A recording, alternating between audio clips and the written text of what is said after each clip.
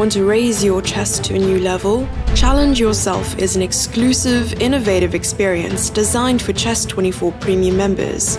Train like a champ, with a unique set of lessons prepared by the coaches of the challengers. Boris Girlfriend and Co. will help you improve your chess.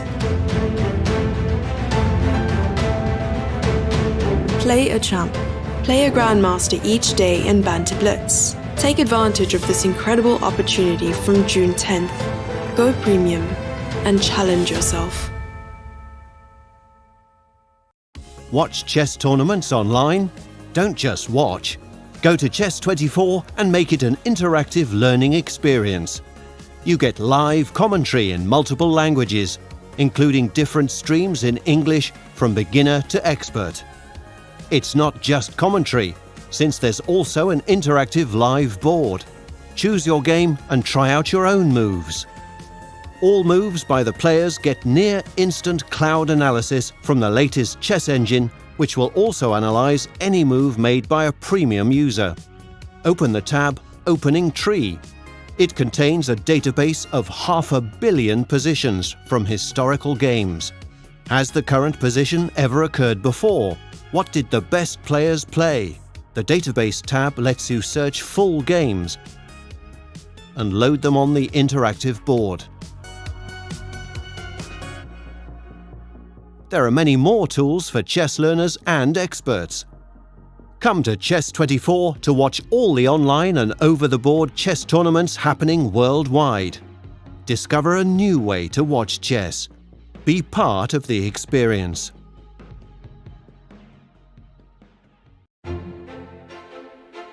Super discounts on merchandise. Massive sales on courses from Chessable. Chessable and Chess24 bundles, with new deals appearing every day. Visit chess24.com/deals.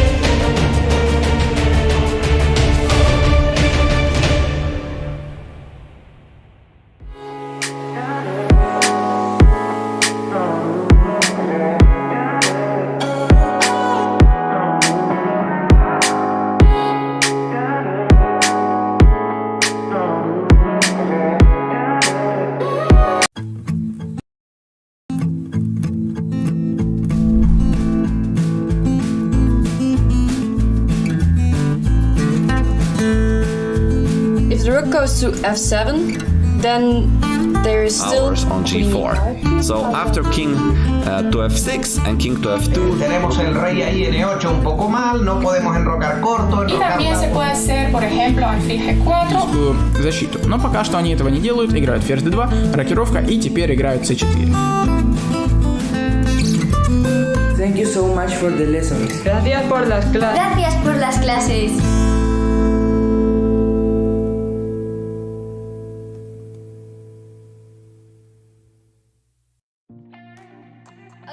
Welcome to Chess24. This is the Challengers Chess Tour, where once again Team Kramnik takes on Team Polgar in the third event of the tour. This is the Kramnik Challenge, featuring 16 of the world's most talented, a big potential for being the future of chess. These are the players that we're all going to be looking out for, and they're fighting against each other, but also as a team. Let's take a look at the standings before we go into day 2 and start our pre-show. Let's bring up the standings first.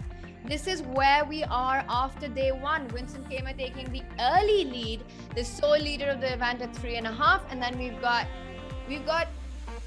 Christopher, Ewander Liang, and Nodibek all at 3 points. So a very close fight here. And Sarah Kadam, after having a good outing at the World Cup, is at 2.5 currently, along with Lei Tingye, Balaji Dagupati, who is one of the debutants at the Challengers Chess Tour, and of course Tania Sadvatasova.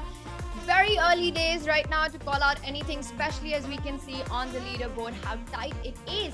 And now the one thing that I always notice about these young players, whenever we analyze their games, whenever we take a look at how they're playing, they are so quick, and also their calculation is on point. So I thought that for today's pre-show, to get ready for the excitement of the action on board, we need to be as quick as them and get our calculation on point as well.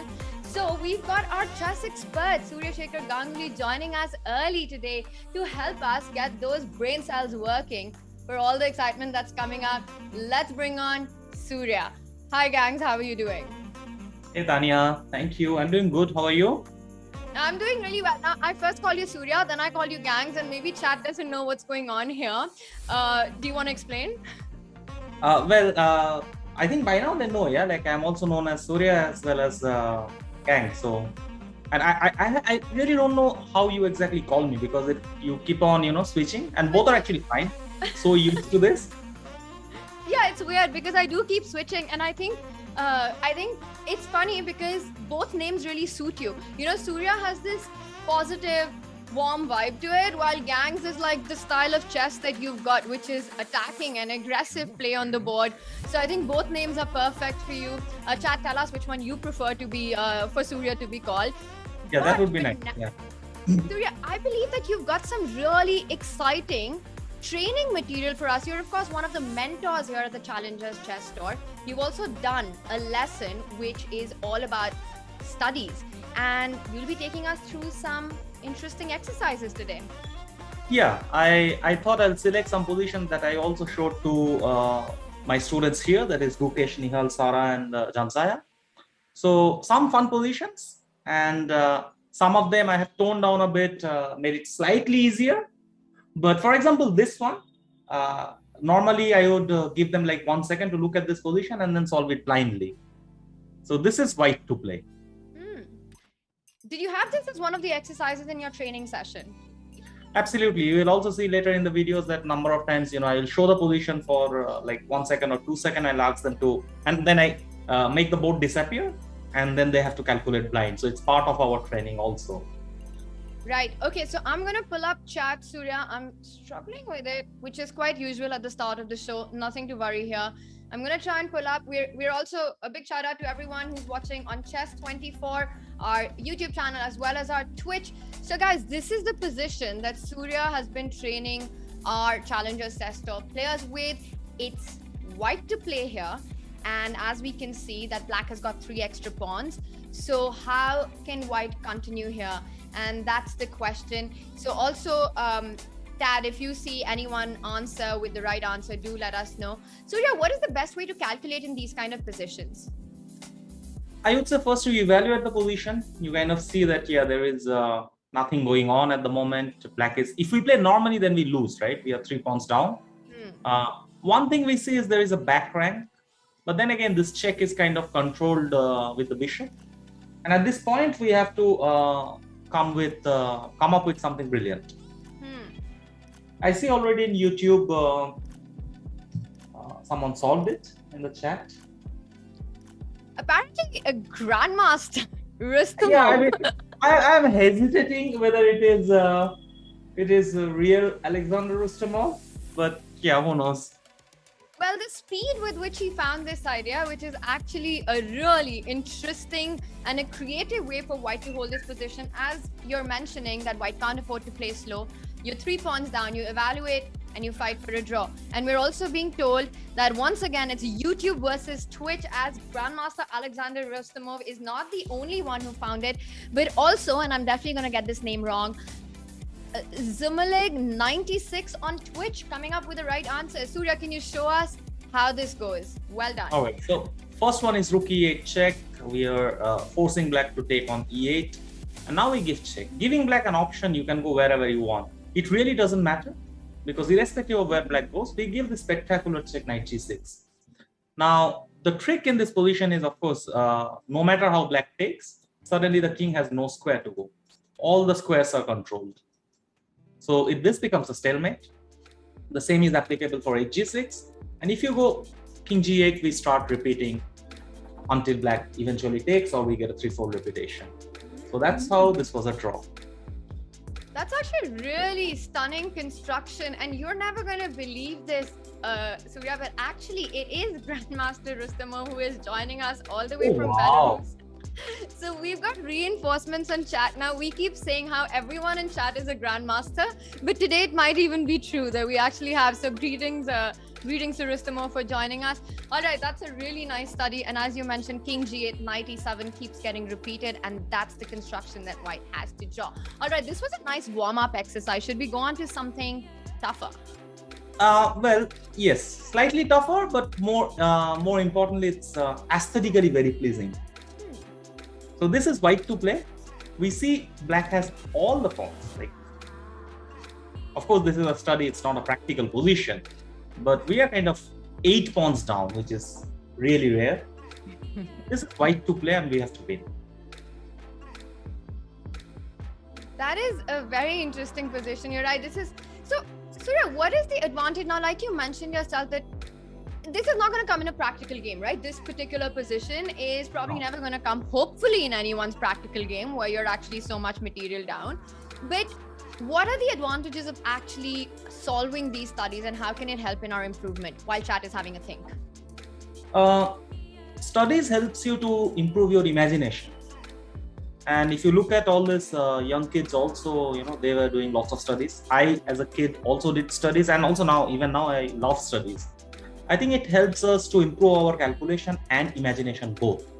Now, while we are here, I would also like to talk about one of my favorite books on study, that is actually Endgame Challenge by John Nunn. This is a book that I really love on studies. So, yeah. And for the chat, you can just give me the last move of this position. You don't have to tell me the first move, which is pretty obvious. I guess you have to give some sort of check. The first move is obvious, so you can give me the last move of the puzzle. That's a really great idea. So chat, what you have to do is you have to calculate till the very end, and Surya and I will know if you've got it right if you get the last move correct. So all you got to do is type out the last move. Once again, we've got our eye out on our Chess24 as well as Twitch and YouTube chat. Surya, the one thing that I always felt about studies and solving studies was that there are always these direct force lines and often very long lines. And I think that is a great way to actually improve your ability to see one more move ahead. To try, and like you mentioned about calculation, I think studies is such a powerful way to get better at calculating further ahead and visualizing, more importantly, in your head. Absolutely. So what I try to do in these training sessions are, I try to mix it. So I'll give various kind of positions, but I'll not say the theme. Sometimes it's studies, sometimes it's some prophylaxis, sometimes, just some strategic move. So that way, bringing the training session more towards the tournament situation. And you do not know, because in tournament, the biggest problem is nobody tells you where to think. Like nobody comes and tells you, right, here it is White to play and win. Well, Alexander Rustamov, again, yeah? That would be the correct answer. And gangs, you won't believe it, but actually very interesting because we have different answers. Now, Aditya, Knight F8 is not a mate. You're in the right direction, but that's not the way to go. Rustamov on point, but not just YouTube. Even Michael Lenarudinska on Twitch coming up with Knight B5 checkmate. And that's, I think, where the line ends. I was trying to calculate it along with chat. And I think Knight B5 is where this puzzle ends. It's stunning. Gangs, can you take us through it? Yeah, so we have to give constant checks. So Knight H6 check, it's blocked, so Black has to go to F8. We give check again, all the squares are controlled. King must go to E7. Once again, all the squares are controlled. This is forced. We give a check. Once again, Black is kind of blocked with his own pieces, so he has to go. We keep giving checks with the Knight. Once again, we control the square. Another check, again controlling all the key squares. King comes to A7, then Knight C8 check. King A6 is forced. Knight B8 check. Now, look how these knights are kind of jumping all over the board, yeah? King B5 only move. Yeah. And Knight A7 check. I think some in YouTube chat somebody said until here, but still there is one more square. And this time we give Knight A6 check. Once again, taking away all the key squares. forcing black to go to a6, and finally knight b5 mate, which is what Rustamov said. And he rightly points out, yeah, knights are moving like a snake. That's kind of true. This is what you would call a nightmare if you're black. That's- But, well, well done to everyone who got knight b5. You're right. Knight a7, you might think the line stops, but it does go on. And this is what studies teach us, right? To calculate one more move ahead, to look a little further until you're at the very end of the line. Surya, I think we have time for just one quick position, and I think it's really this is quite fun. So let's do one more position before we move on to the All right. I'll just give a very quick one for the YouTube chat and the tweet chat. Tell me what is the fastest way, and chess24, of course. Tell me what is the fastest way to win for black. Okay, that's an interesting question. So chat, black to play, what would you play here? I mean, Very well, just also, Surya, just to remind everyone the format, we've got 16 players here, and we are going to be having 4 rapid games here. It's going 4 rapid games today. It's a different format to the challenge, to the Champions Chess Tour. The time control is 10 minutes with a 5-second increment, so a lot faster. The players have to be really quick, have the stamina for game after game, have that ability to keep their nerves under control. And today, day 2 is a very important one. And of course, we've got answers coming in. Interesting stuff going on in chat. Rustamov, 48 years old, can still be a good student. I think that's the beauty of chess. You could be 5 or you could be 500, but there's still something to learn for everyone in this game and get better at. Bishop h3, Queen g2. I see a lot of Bishop h3, Queen g2 ideas, and that looks very interesting. Yeah, Bishop h3 does look very interesting, and you'll be surprised, Tania, that I managed to actually also trick my students in Polgar Challenge. One of them, I don't remember who, but one fell for this. At least one student fell for this. They also said Bishop h3 very quickly. What? Yeah, they said Bishop honestly, h3. Gangs, you had this position. I thought, why is he giving this position? Bishop h3 doesn't that just win? Yeah, Bishop h3 is the only blunder in the position. Sorry, Tania. Now, chat very quickly. White to play and draw. There is a mate. You're not alone. I'm with you in this. So Bishop h3 apparently the only blunder in the position, and white to play here.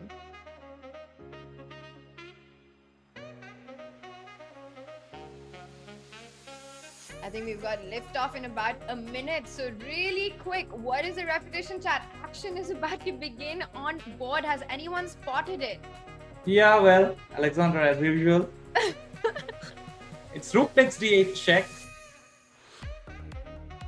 King takes d8 only move. And now just when it feels like, black is mating, the spectacular move queen d1. This actually happened in a game.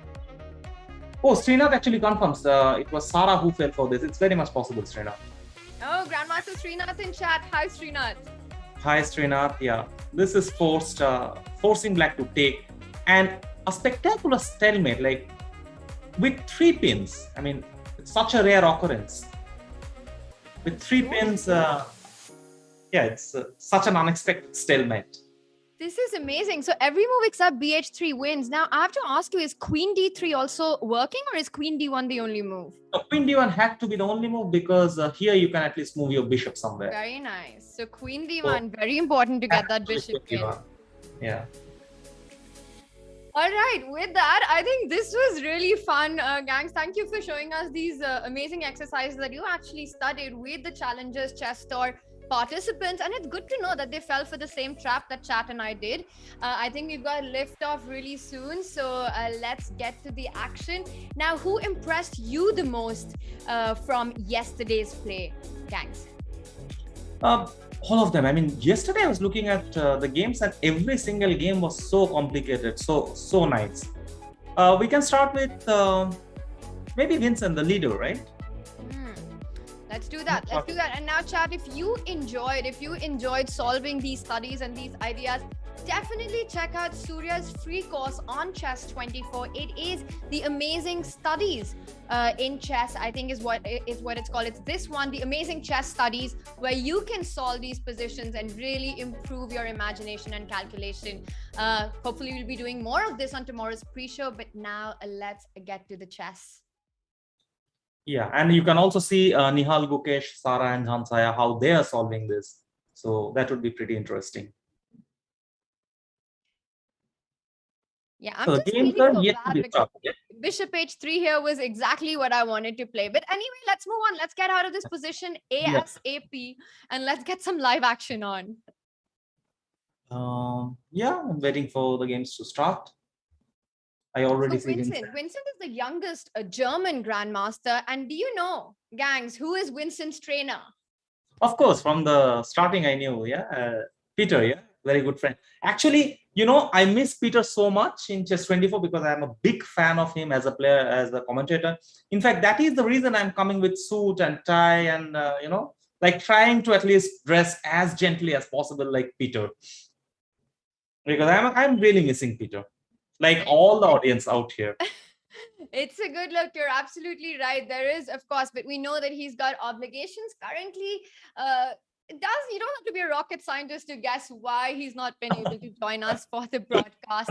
He'll be back for the Champions Chess Tour really soon. Now, this is an interesting matchup, right? It is the youngest GM from Germany versus the youngest GM from France. And I think Marisi became a grandmaster at the age of 14, while Vincent became a grandmaster at 15, if I'm not mistaken. Chat or Tad can correct me on this. But this is going to be an interesting fight. Surya, can you tell us a little bit about their style of play? He starts with 1d4. Vincent is a very, very solid player and his understanding is exceptionally good. I do not know much about Morrissey apart from, whatever I saw in this tournament.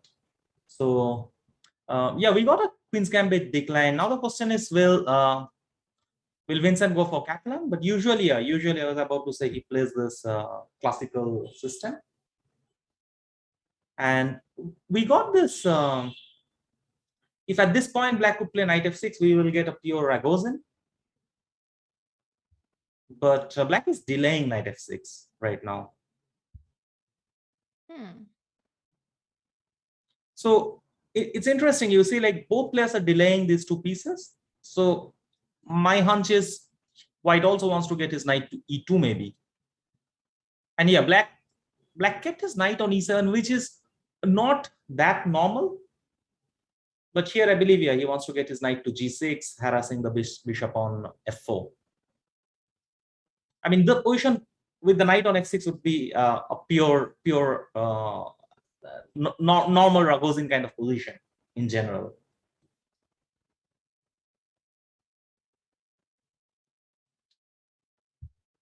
Wow, so knight comes out from e7. Definitely not a normal Ragozin here. No bishop g5 stuff that we're used to. Surya, when the knight comes to e7, what is Black's plan? Does he want to put that knight on g6 and start questioning the bishop on f4? Or do you want to go knight f5 in these positions, trying to place it on d6? And the other knight jumps to d7, f6. I would probably start with castling and wait for White to play bishop d3 so that I can change the good bishop against my bad bishop somehow. That would be my hunch. Or as he played bishop f5 immediately. Now, if Black can play bishop f5 without any issues, then he should be doing fine. But as soon as you play bishop f5, your pawn on b7 kind of gets a little bit weak. And you have to watch for moves like queen to b3. So bishop f5 on the board and a queen b3. Whether it will be played or not, we will find out. Surya, do you want to do a quick opening tour? Because lots of interesting opening setups across the boards. I would absolutely love. And I would like to start with this one. The game of Balaji, because I've got a very interesting story here that the move queen e2 at some point in, I believe in 2017 or 16, myself and Hari, we came to BL a couple of days early, and Hari was playing in the closed event and he was going to face many Nadov players, including Maxim. And we were thinking, to come up with something bizarre, something that has never been played. And we actually came up with this move queen e2, which Hari played in one of the game. And I considered, yeah, like it's for one game, it's fine. And we checked all this knight c6, g6, e6, and e5 moves. E5 is definitely the most critical move. By the way, a quick question to you, Tania. Do you know how many moves that has been played in this position? It's astonishing, actually. Yeah, I think every legal move has been tried in this position. I have seen the following moves, yeah, except bishop f4. I saw bishop g5 and also Magnus played b3, a3, a4. Then there is queen f3, queen e2, queen f3. So these are the moves we have seen in this position. Oh, I should not forget knight b3 also, of course. Mr. Bartel. So queen e2. And after e5, we got this position with bishop g5. Actually, I had exact same analysis with Hari. And we considered this position to be the most critical one. If black doesn't know how to play exactly, then he gets into some real trouble. But so far, from what I remember, black is playing pretty much perfect. It gets really, really complicated. At this point, you can see the king is right in the center. And after d takes c3, g into f6, at first glance, it's almost impossible to figure out what is going on. To be honest, even after preparing, I actually don't remember the lines clearly. Wow, it is so complicated. This is a complete mess on the board. So let's just take stock of the position. Black has won the c3 knight. White has won the f6 knight. Black's king isn't castled. It's still in the center. To me, this looks very scary for black. But I'm looking at our eval bar and it seems to say that black is completely fine. How do you explain that? Is that because there is a move like queen a2 that's hanging in the air, threatening all kinds of mates on b2? My explanation is very simple. I just remember this position is horrible for white from my preparation. That's my only explanation. But yeah, if you ask me, for example, I'm looking at this move c takes b2. And now whether you play king b1 to hide behind the pawn or take the pawn, I'm playing bishop e6. It kind of starts getting a little bit scary on the king side. Actually, you don't even know how exactly are we going to defend here.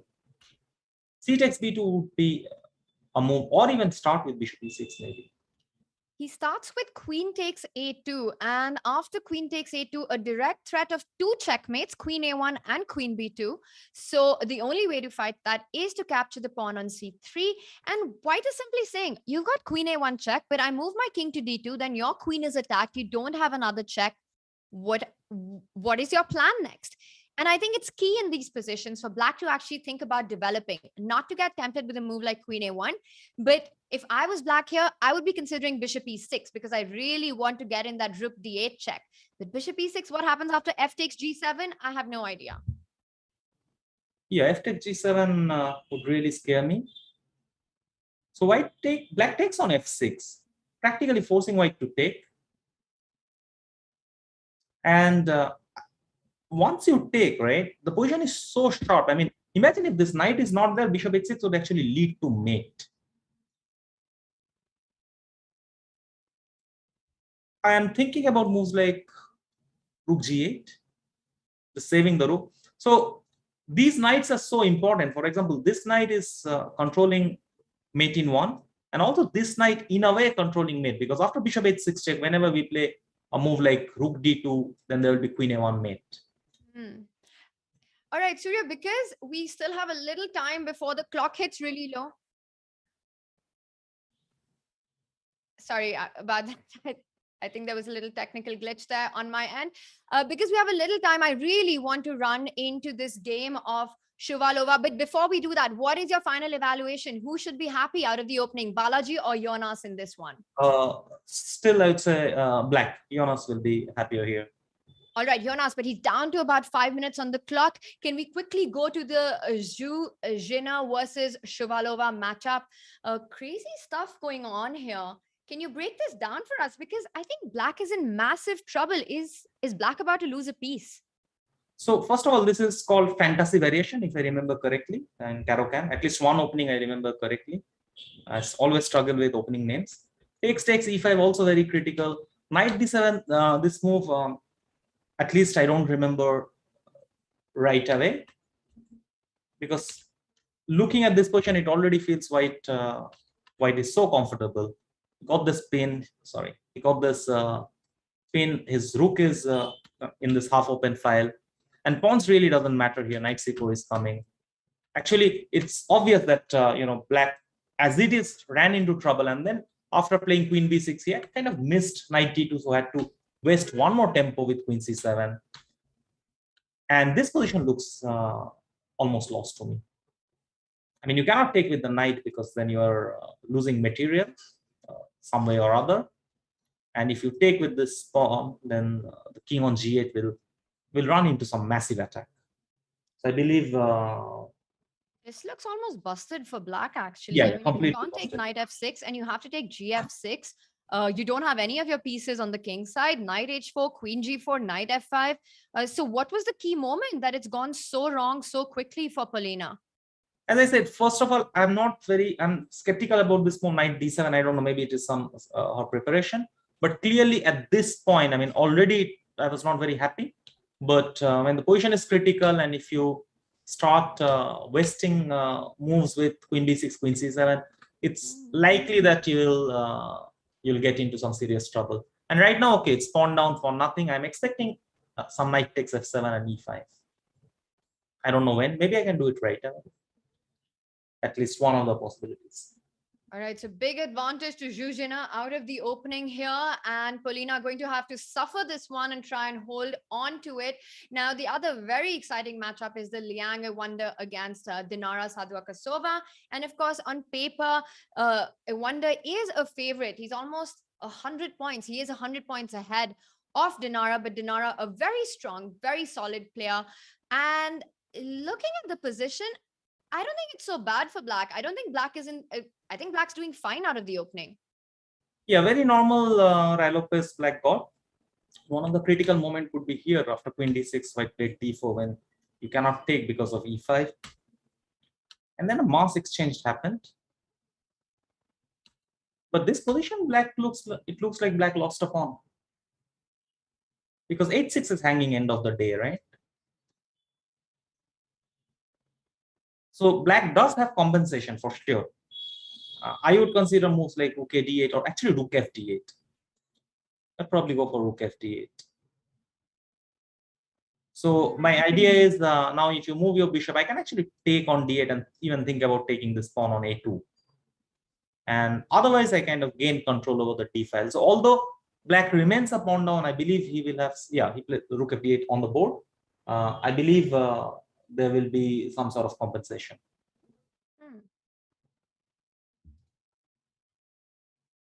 All right, I really like this. This is going to be a slow strategic fight.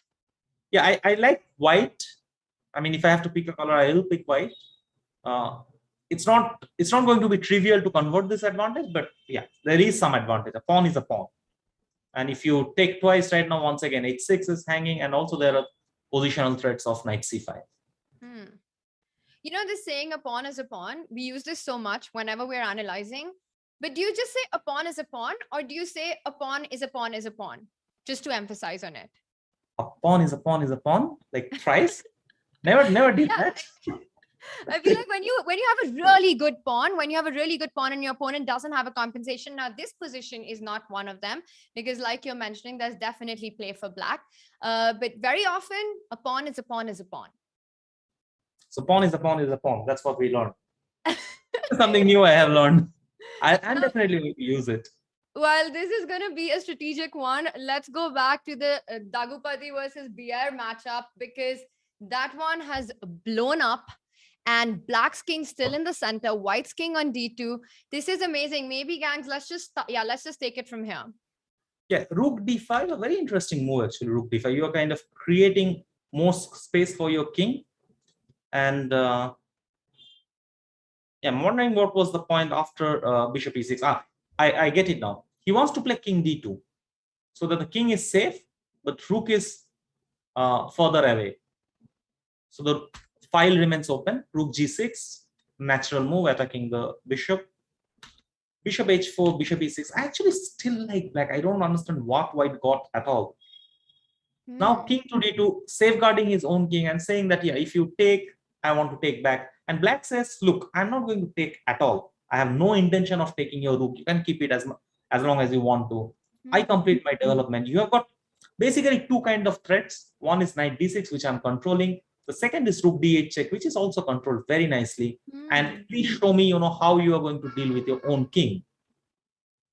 I do not like white's position at all at this point. Yeah, it's really interesting because all of white's threats are actually stopped currently by black, and very important that that pawn on e4, you don't want to open up that e file because it's actually helping black defend his position. So bishop d5, you don't even want to consider it. Also because let's just back up one move before queen d3.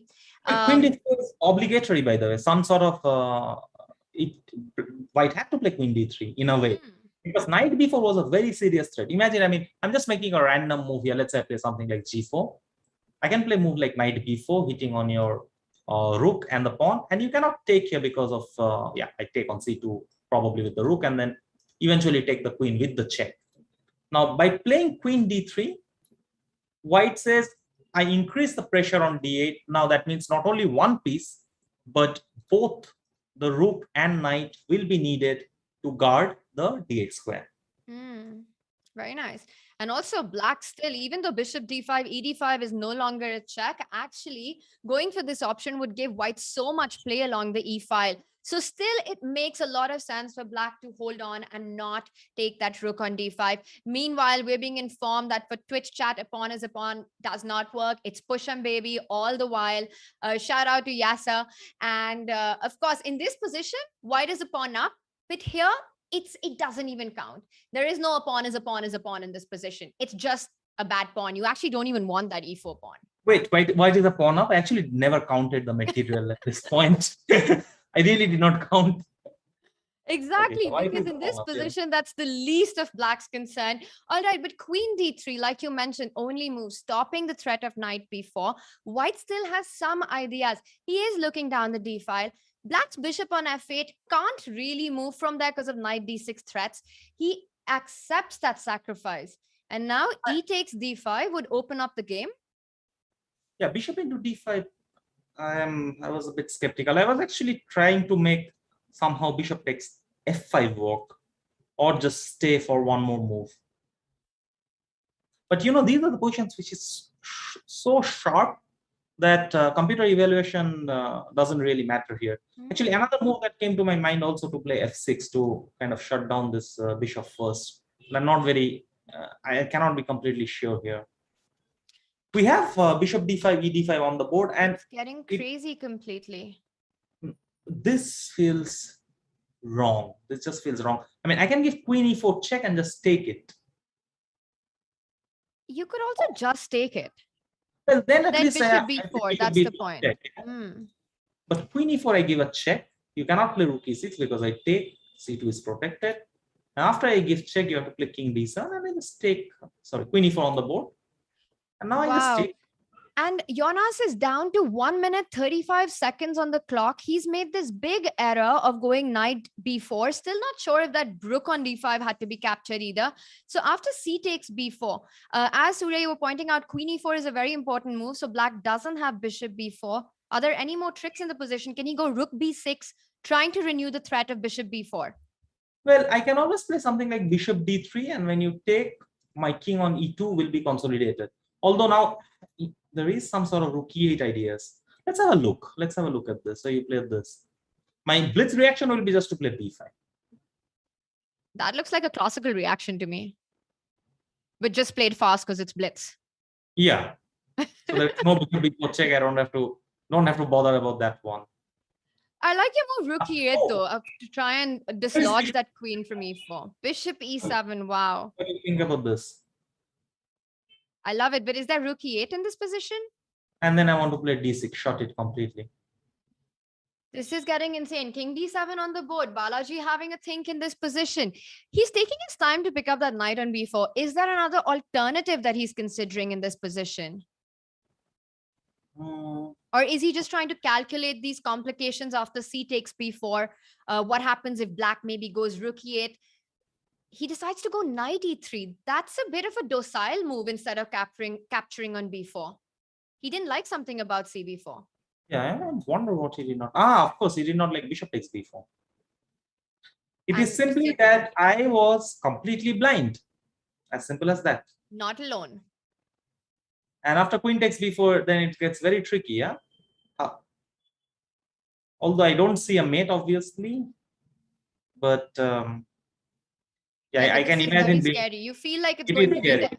It's going to be there. You don't want to enter here. And then when you look at this, yeah, then you play knight e3, consolidating the position completely. But doesn't this give black the opportunity to try and go rook e8 and somewhere bishop h6? I really want to pin that knight. But after rook e8, you have a check on f5. That's the point. And I'm also getting more and more curious with what Alexander wrote. It's kind of distracting me a bit that he mentions a very fancy variation where there is queen b5 force mate without knight c6. He was talking about, that's pretty nice actually. He says, if in this position, if the knight was not there, imagine if the knight was not there, there was queen b5, a b5, and bishop b5 would be checkmate. Oh, wow. You have to play bishop d7 and bishop into d7 would be mate. That is very nice, Alexander. That's actually stunning. That's like a Boden mate or something like that. They call them these two bishop mates. Yeah. So knight d5 played, queen e4, knight e3, knight d5 on the board. This position is absolutely wild. And how do you play this down to 30 seconds on the clock? Now, does white keep the pressure with knight takes d5 or queen d5 does rook d6?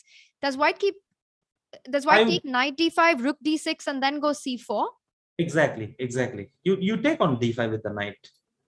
Because I don't see, there's one check that we have to constantly calculate and find a good square for our king, which is going to be pretty tricky.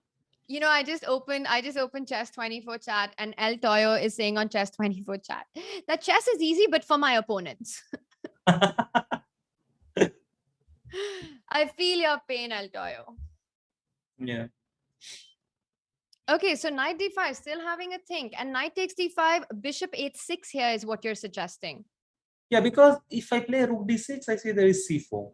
So bishop h6 check, I'm thinking, okay, where do you put your king? Because if you keep it here, then again you have to calculate, or probably you're running into rook e6. You don't want to put it here because there is queen b1 check. So I would consider something like knight e3. Maybe computers are laughing at us, but does look solid to me. I'm coming with bishop d3 next. And if just rook e6 here? Yeah, then I was hoping to get away with some check that I don't see right now. Check, and then there's rook d6, right? Yeah, there is all sorts of pin happening. This would be tough. This could be just lost actually. Oh wait, there is this check though. And after rook c7. Oh, can I get really Ooh, Alexander's idea. Bishop d5 check and then take here so that I have queen takes d5. But this looks scary. What about king c8? King c8 and I have to resign. So this doesn't feel right. So knight d5, there is bishop h6. Okay, really quickly, because white is having a think here. Can we just jump?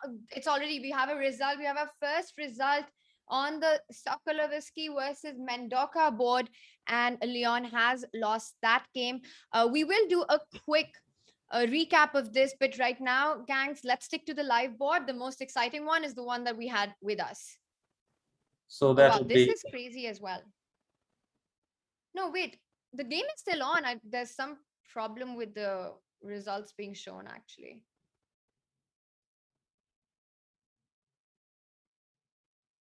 So the game is still on, right? Yeah. So king d3 was played. Yeah, actually we eliminated everything. We said this does not work, this does not work, and this does not work. There were only two moves left. One was king d3 and knight e3. And knight e3 we saw that did not work, which means king d3 was kind of the only move. And probably it's still winning for white. Rook e6 on the board, yeah? Sorry. Yeah, rook e6 on the board. Where do I put my queen? Okay, I am being informed that actually on the multi-board view, the games are still on and they're not over. As we can see, the players are still playing. All right, so rook e6 played and queen d4 is what you're looking at. But look at the kind of pieces on that d line. After queen d4, you've got both kings and the queen and the knight, which makes me feel that black has to go rook d6 here. Yeah, that is absolutely true. I can get 3 pieces with knight b6, but knight b6, okay, you play king c6. I'm not completely convinced. How is that? This is insane. Both players down to 30 seconds. How does white... Gangs, can you tell us in these kind of situations, completely crazy position on the board, you've got 30 seconds on the clock. How do you come up with a move? What, you can't calculate variations. You can't calculate. You go by your intuition. You go by your gut feeling. And at this point, queen d4 will be my intuition. I mean, that's the first move I'll calculate for sure. Wow, if I was white here, my gut feeling would be to cry and just stay in bed in this position. I mean, this is super scary stuff. Well, knight f6 check is also possible, by the way. That's another move, so it's hesitating. And all right, let's take a look. So just with arrows, maybe we'll keep up with the live board. So knight f6 check, the black king has to move to the c file. So king c7. Well, then I was thinking to play queen c4 and get to the end game, but this I do not like because at the end you will get some sort of rook e1. So rather I would go for the move queen d4. But queen d4 is... wait, what happened? Did he make a move?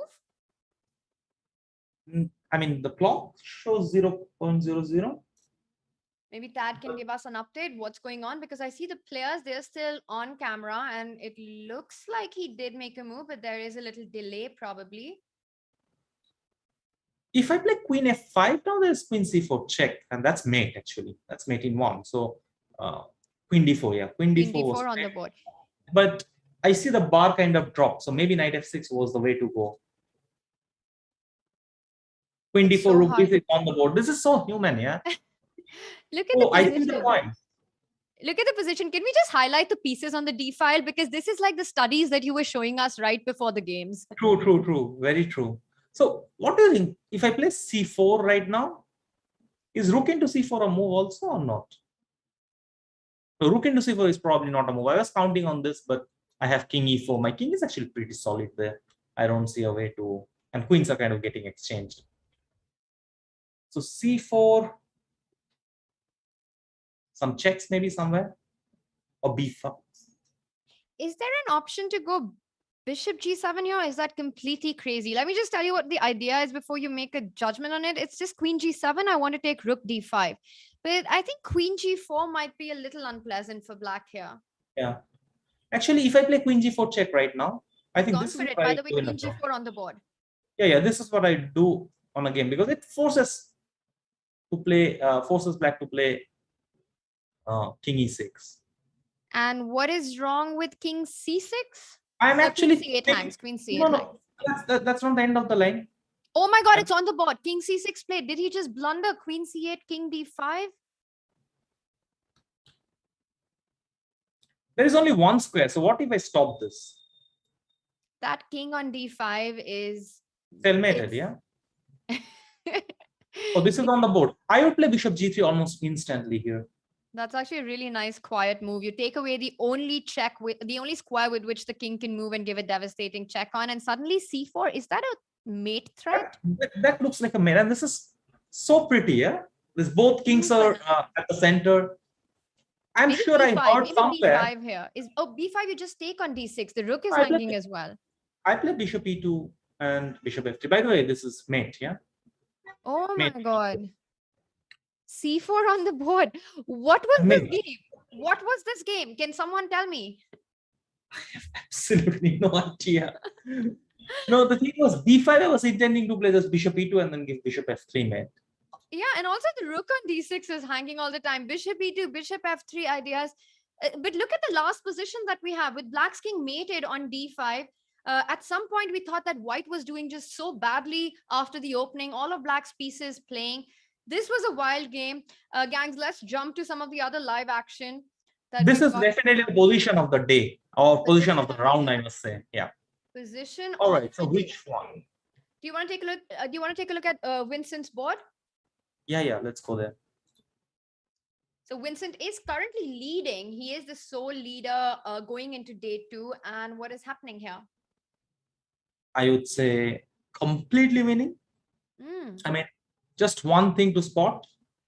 Look at this rook, which is stalemated. Look at this knight, which can never be moved from c5. And look at this other rook, doesn't have a square. Look at this bishop, which cannot go anywhere. And everything is lost. I would, one interest, yeah, that's what, oh my God, that was very fast. That was way too fast. Wow. Okay, so white is dominating this endgame, but can we quickly jump over to the Leon Mendonca versus a Sokolovsky match, because a very interesting position, and I think black is in major trouble after white's last move. Let's just back up 2 moves and see how we got here, gangs, and you can tell us why Sokolovsky resigned after bishop g6. Yeah, so it happened actually at this point. It's already lost because we have too much of material, and I believe rook h5 was also winning, but this is kind of pretty. You give a check here, force black to go to h file, and then give a check, practically forcing black to take, and then we pick up the queen. But are there any live games going on? Yeah, we've got Murzin versus Sara Sachdev. So let's take a look at Sara's position with the black pieces. She's fighting against Volodin. Let's take a look at that one. Pawn is a pawn, but this time just once, not twice. Pawn is a pawn because it's not. Pawn is a pawn because of the double pawns on f3, f4. Yeah. Yeah. And also, there's no push on baby here because there is no way to really push him. No. If you push the baby will be baby will be gone. Yeah. Baby will be gone. Yeah. Knight d2. Okay, what are the maneuvering plans in this position? I would want this knight to be on f5, but that's not happening. Good luck getting there. I'll play king f5 and play king f6 right now. So black just has to wait. So really the ball is in white's court, right? So what is white? Can white actually even improve this position? After this move, yes, I am thinking f5. Because once you take, can I play knight g3? That's on the board. On the board. So but there is king f6. Gone, but it will be one back. So there is gf5, knight g3, king f6. The idea is knight when you h5, take on h5 and king e5 and try to take here. But there is knight f4. There is knight f4. And then the h pawn is going to be a real pawn is a pawn is a pawn. Exactly. So I believe f5 was missed because there was no need to allow this so comfortably. Still, it makes sense to activate the king.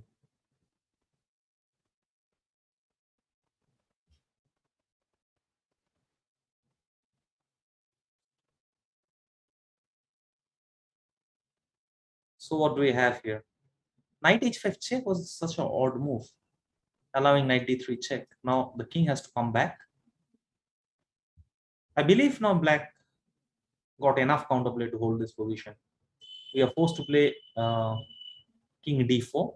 And then maybe knight c2, and maybe white doesn't have a way to keep that pawn defended. He goes king g5, getting that king into f4. Why not? Kind of forcing you to play knight e2. And then this baby is not going to move very far.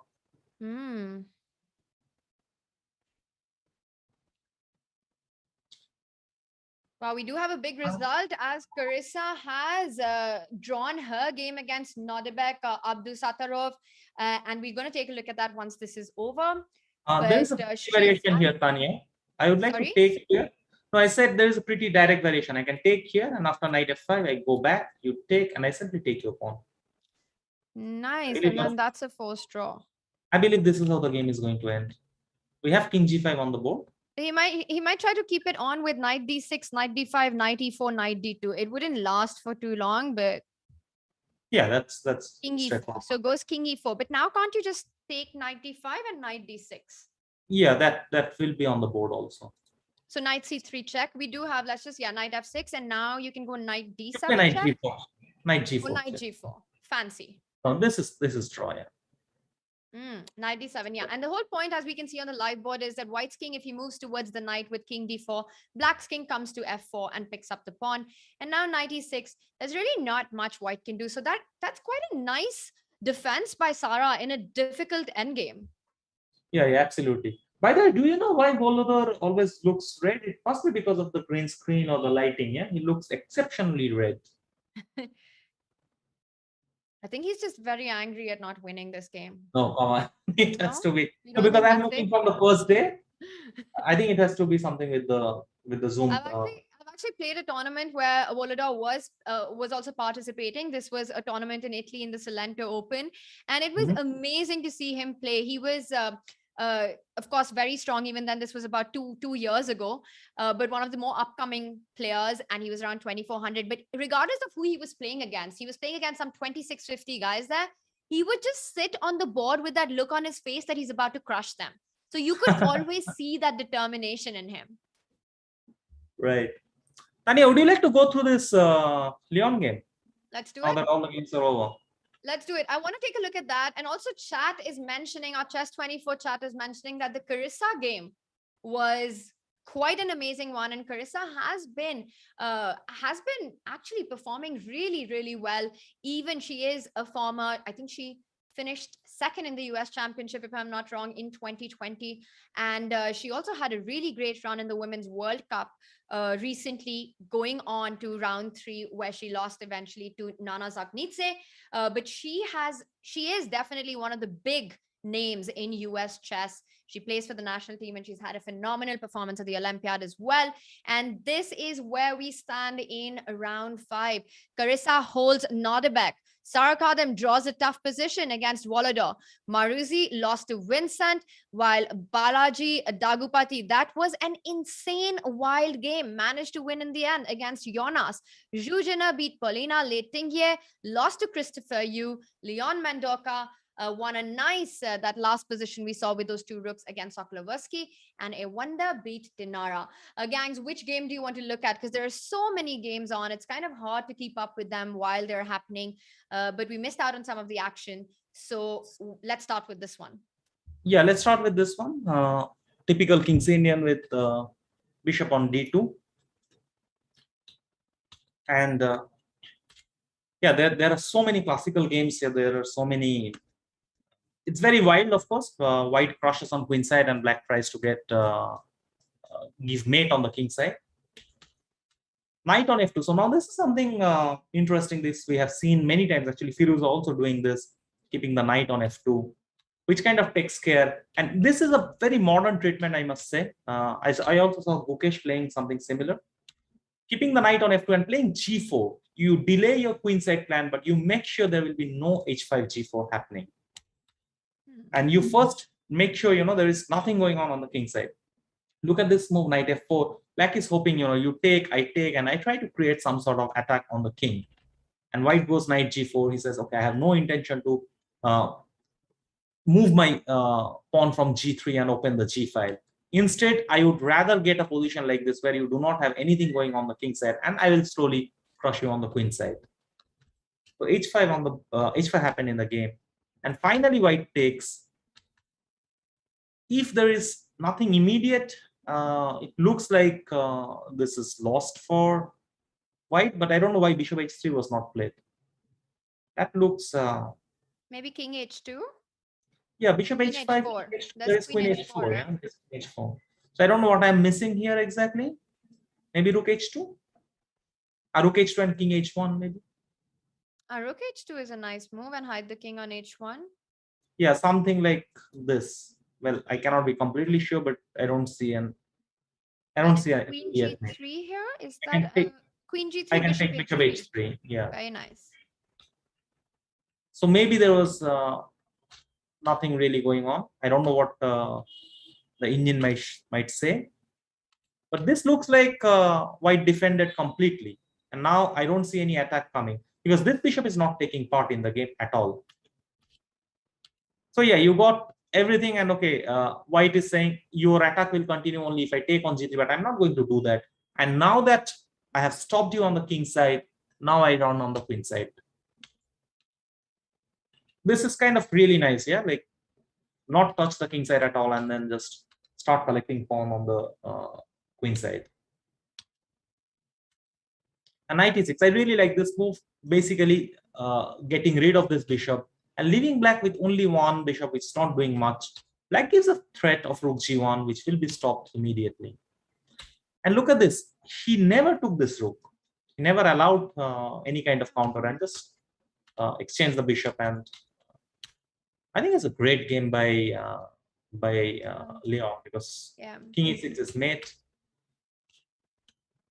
And he just stopped every single possible attack that black could create on the king side. Yeah, it's amazing. No, he just won this piece and then he just sat tight, stopping everything, just going around his king with his own pieces and making sure not taking on g3, not getting greedy with that rook, giving any counterplay at all. That was really nicely handled after a sacrifice that is quite debatable whether it was accurate or not. Yes, beautiful. And I really like to emphasize on this idea of keeping the knight on f2. This is somewhat modern treatment. We did not see many games, in back in old times where white was keeping the knight on f2. It was more natural to keep the bishop on f2. But nowadays, this is some sort of a modern structure. Shall we jump into this? Let's take a look at the Sara game. Let's take a look at the Sara game, because this is also a very important one for the standings, as we did see Sara? that. Yeah. Sorry, the 1 second. There are so many games on. No, Sara game we saw, right? The Carissa game. I'm sorry, Carissa the Carissa exactly. game against Nodibek. Yeah. So we got another King's Indian, but this time with some Benoni structure. Knight d2, b6, not starting with a6. That's kind of interesting. And white plays a4, probably anticipating bishop a6 and then trying to get a5. So knight a6 on the board, getting into a good square.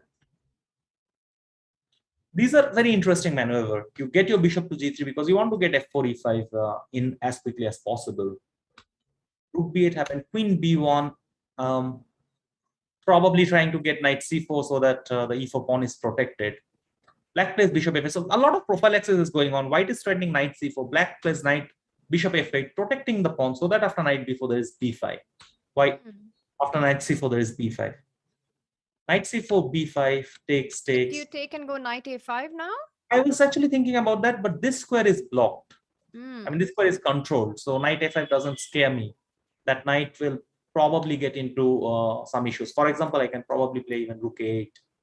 Kind of saying, if you play knight c6, I don't have to protect the queen. I can first take here. If you take, I'm taking here. And if you take here, then yeah, a position like this maybe. But I'm doing this pretty fast. I don't know if I'm missing any particular tactics, but it does look, this is the reason why white played knight a3. And white is saying, you got all your strategy, but I'm picking up one pawn. A pawn is a pawn and is a pawn. But he doesn't do that, because bishop d7 indirectly protects the b5 pawn by keeping an attack on e4 pawn. So if you take here, at some point, I don't know when, probably right now, I will be able to take on e4, claiming that if you take on e4, I want to take on b5. This particular game was, I mean, as I'm looking, it is tactics and strategy combining. B3 stopping c4, and knight takes d5, saying that I have b4. So if you take my piece, I'm playing b4, forcing white to take on b5. That's a really nice tactic. It just goes on to show how sharp these players are, not defending pawns and pieces, but actually setting up these counter ideas. Exactly. And you cannot take with the knight, because suddenly you see the e2 bishop is hanging. So it is in a way, this position looks like black completely took over. White is saying, you can never take there, because there is suddenly queen g6 because of the spin. And if you take knight c4 at this point, I want to take with the pawn and claim that d6 is weak. So d5 was played, another very interesting move, sacrificing an exchange and trapping the bishop. Wow, that's a very nice tactic, actually. That's amazing stuff. That is really cool. And now the b5 knight hangs. So black was clearly better. I would consider also knight g5 and knight e6 at this point, but somehow knight d6 was played. Maybe she wanted to avoid f4, f5 ideas. Not really sure. Possible, very much possible. Actually, Tania, I just also want to mention that imagine if your queen was not on d5 anywhere else. There is a tactics of queen takes f1 and then knight d2 check and then rook e1 is actually a mate. So That's really nice. So knight d6, h4, h5, rook d1. I'm pretty convinced that Black was doing excellent and he must have missed at some point. Yeah, even this. Yeah. She was definitely winning. I mean, I would seriously also consider not to exchange queens at this point. Oh, this is so much winning. I wonder what was missed actually. Okay, this is a very classic example. So I just want to mention very quickly that if you have a rook, bishop, and knight, and on the other side has two rooks, ideally you should not exchange rooks because you have three kind of pieces while your opponent has only one kind of piece. You would like to keep the rooks. And so I really do not like the move knight f5 and rook e7. She had to find something different. Maybe I'm just thinking maybe bishop e7, knight c6, or bishop e7, knight f5, something else. Try to keep the rook, because once these rooks are being exchanged, although even this looks winning to me, she must have blundered something. But in general, in these positions, it's always advisable to keep the rooks on so you can actually start attacking the pawns in an easier way and try and convert this position. In the end, however, this did Nodibek did manage to hold this. Let's just see how it ended, Surya, really quickly, because we do have liftoff for our next game. I'm very surprised she never went for f6, g5, trying to create a passed pawn. Oh my God, she agreed for draw in this position? That is... Was it a repetition? Most likely this has to be a repetition which she did not know. Yeah, because the computer, it just stops automatically. If this position has come thrice, then it would just stop automatically. So probably she didn't realize being shot on the clock. Let's quickly take a look at our matchups for this round 6 that we've got. Carissa dominating the game started. And yeah, dominating that game, is playing against Dinara. And these are our matchups. We've got liftoff. So let's take a quick look at the openings that we've got on the board. Vienna opening, knight f5. There are two major moves here, knight f5 and bishop b4. In Sethu's course of Chessable, Sethu recommends the move bishop b4 and going for a quick d5. Knight f5 is another classical move, aiming for this bishop. Now the move queen f3, I don't know much about. Knight ge2 is more common, I would say. Queen f3 must be something, something recent, I guess. At least something that I have not seen in recent times. So we get a position like this. Now, black has double bishop and white has double pawns. But white's argument is these bishops do not have any good open diagonal. And I can imagine white trying to get some bishop b2, waiting for black to castle on the short side, and then maybe try to play f4, go long castle, and create some kind of an attack. Now, having said that, black is also not obliged to show his hand immediately. I will play c6 here, controlling the knight, and ask white to show his plan. Whether you want to go long castle or short castle. Yeah. And depending on that, I will also decide how I want to play. So the position is dynamically balanced. And I think it's a matter of taste what color you would like to pick. What color would you like to pick, Tania, here? In this position? I think I would...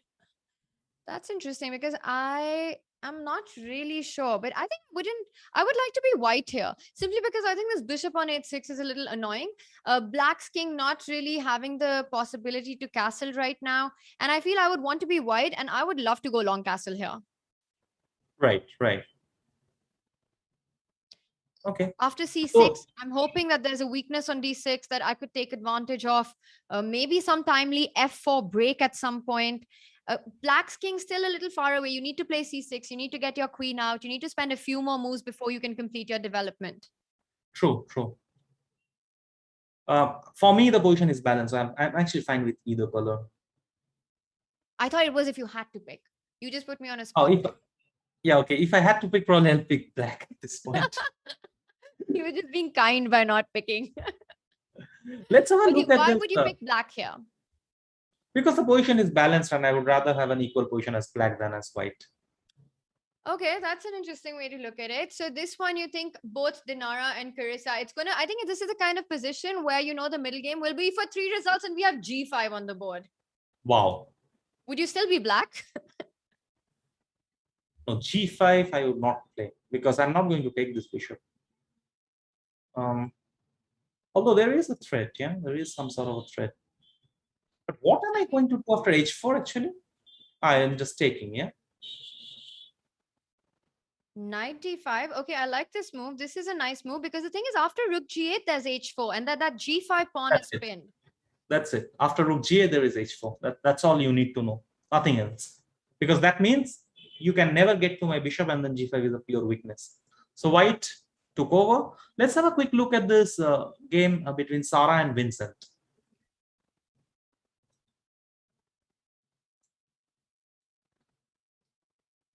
What is this position? I see a weak pawn. Like, for example, if I play f6, isn't it just better for black? Let's have a quick look at the opening, some sort of semi-slab with b3.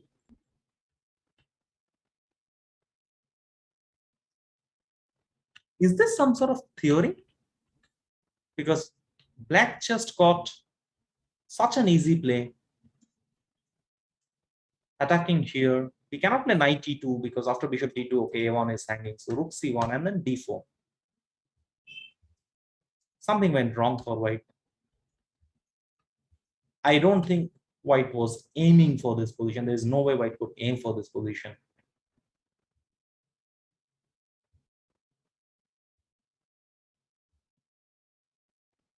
So,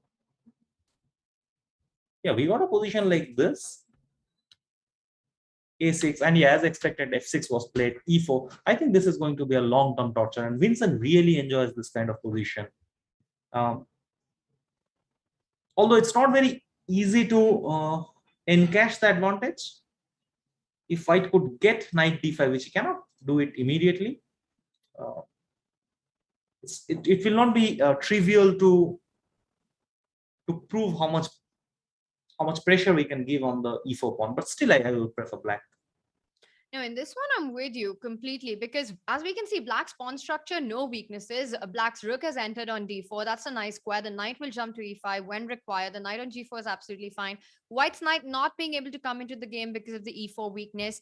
Whether it's enough for Vincent to convert this into a win, we'll find out. But right now, it looks like the kind of endgame where black is playing for 2 results. Either black converts it or holds, and that's always a very unpleasant situation for white, especially with little time on the clock. The one good thing that we see in this is that Sarah's got about 9.5 minutes, so at least she's kept the clock under control. We'll come back to this one. Surya, let's take Kramnik says, you can either play slowly or badly. You cannot do both. that is great advice for I think rapid and blitz, that the worst thing you can do is to play slow and bad. All right, you've got to pick one.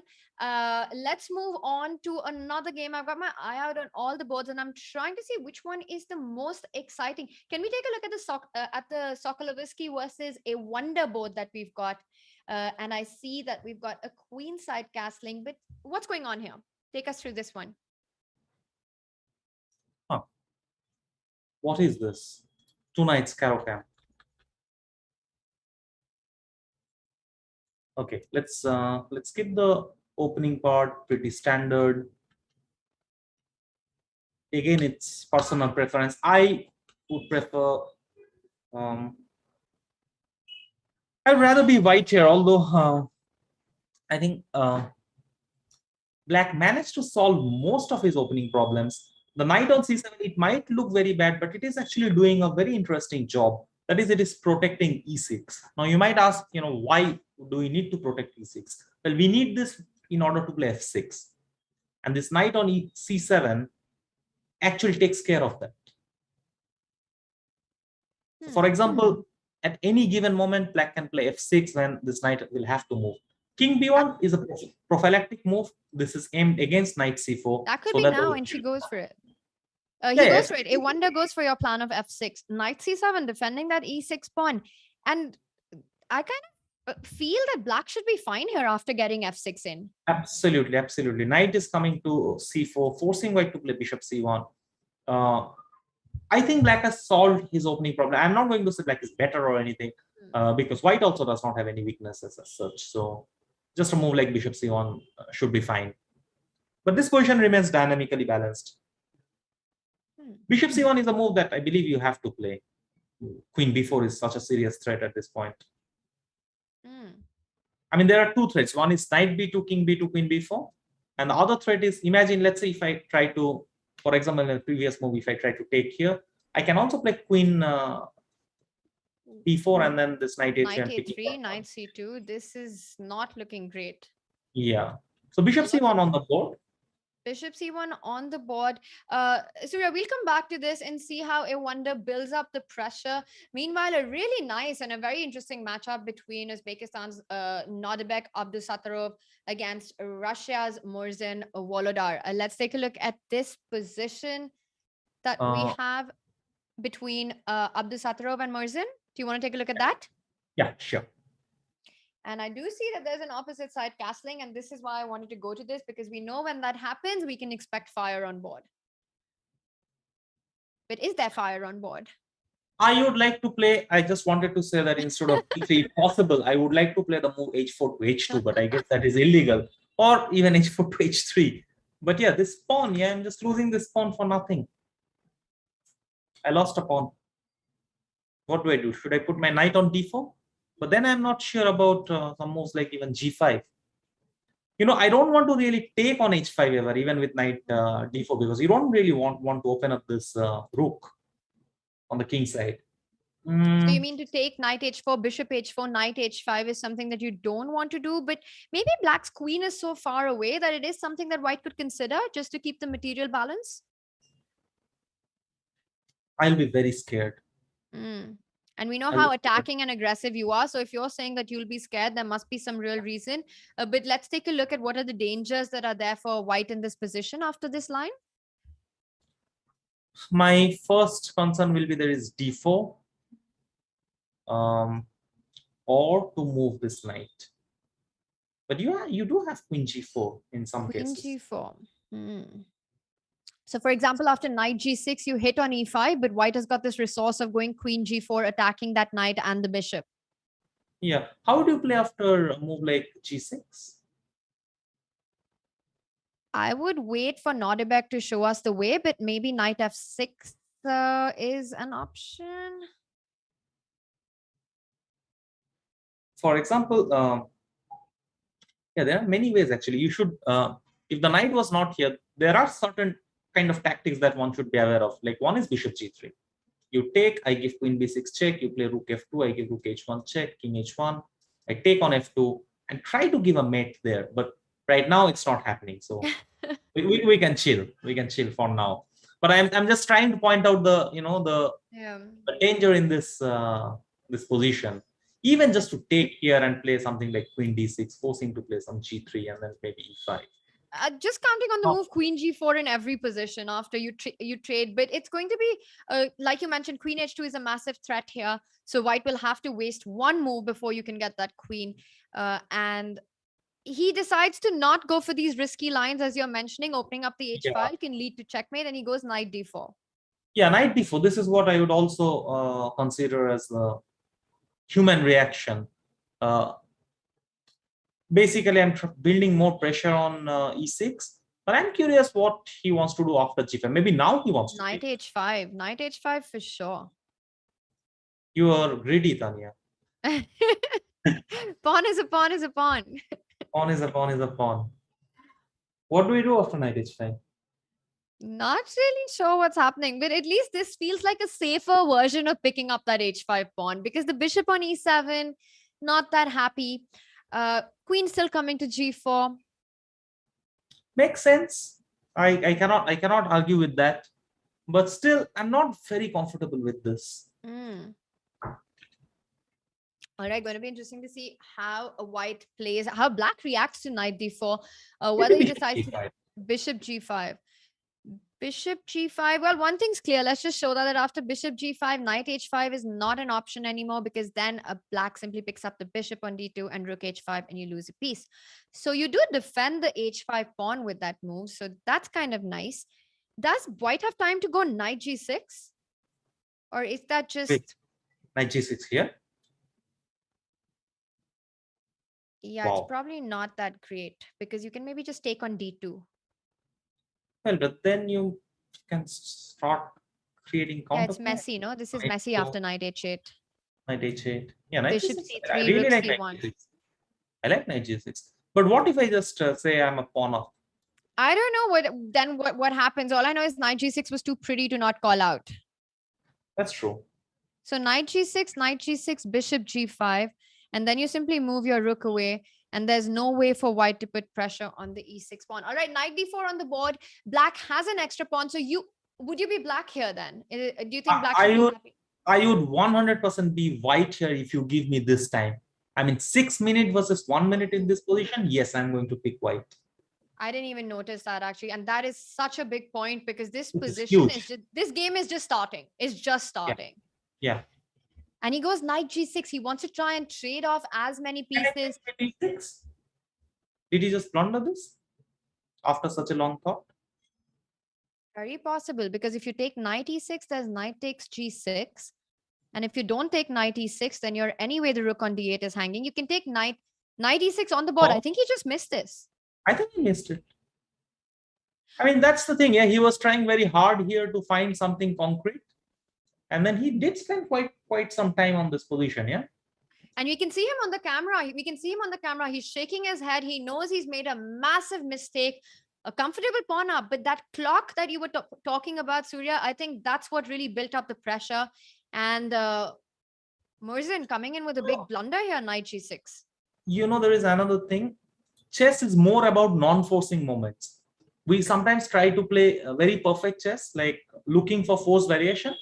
But usually you will see stronger players, they excel more when things are like there are 5 different moves and all the moves are looking similar. It is at this point, stronger player will always take faster decisions. Because, you know, he's being practical. So you will see, yeah, like, let's say if you look at a game of Levon, how fast he's playing, how fast he's taking decisions. And most of the top players, not just Levon. Basically, it is about that. How fast you are when things are looking similar. And if you sit there, particularly in a rapid game, and you're sitting there and trying to find the best, so-called best move, which probably does not even exist, then you might get into some very serious pressure. And this is the classic example there, yeah, like Volodar was probably trying to find something really, really precise, and unfortunately he ran into some clear blunder. Okay, knight f4 on the board. Now there is an option for white to even pick up the rook on d8 or pick up the knight. Can we take a look at what? And he goes for it. He picks up the rook on d8. Black can't recapture the knight because the knight on f4 is hanging. Knight g2 is the line that you're suggesting here. This is getting very interesting. So what happens now? Queen g6 is a threat on the board. So white needs to watch out for that. Does white have time to simply pick up this knight on g2? King g2 here? Yeah, probably king g2, but I can imagine he is thinking for knight f7, because after queen g6, you are gaining this extra tempo, and queen does not have a square on the g5. Knight f7 on the board. Knight f7. This is really nice. You don't have time to give a check. You're calling this out. Knight f7 played. And yeah, and look at this. I mean, you can move the knight, but my knight on h8, it takes away this very important square, your main square to enter the g2. Not only does it take away an important square, it's taken away black's 2 rooks. Yes. I mean, this knight, yeah, it went to e6, then picked up the rook on d8, and then now going for the h8 rook.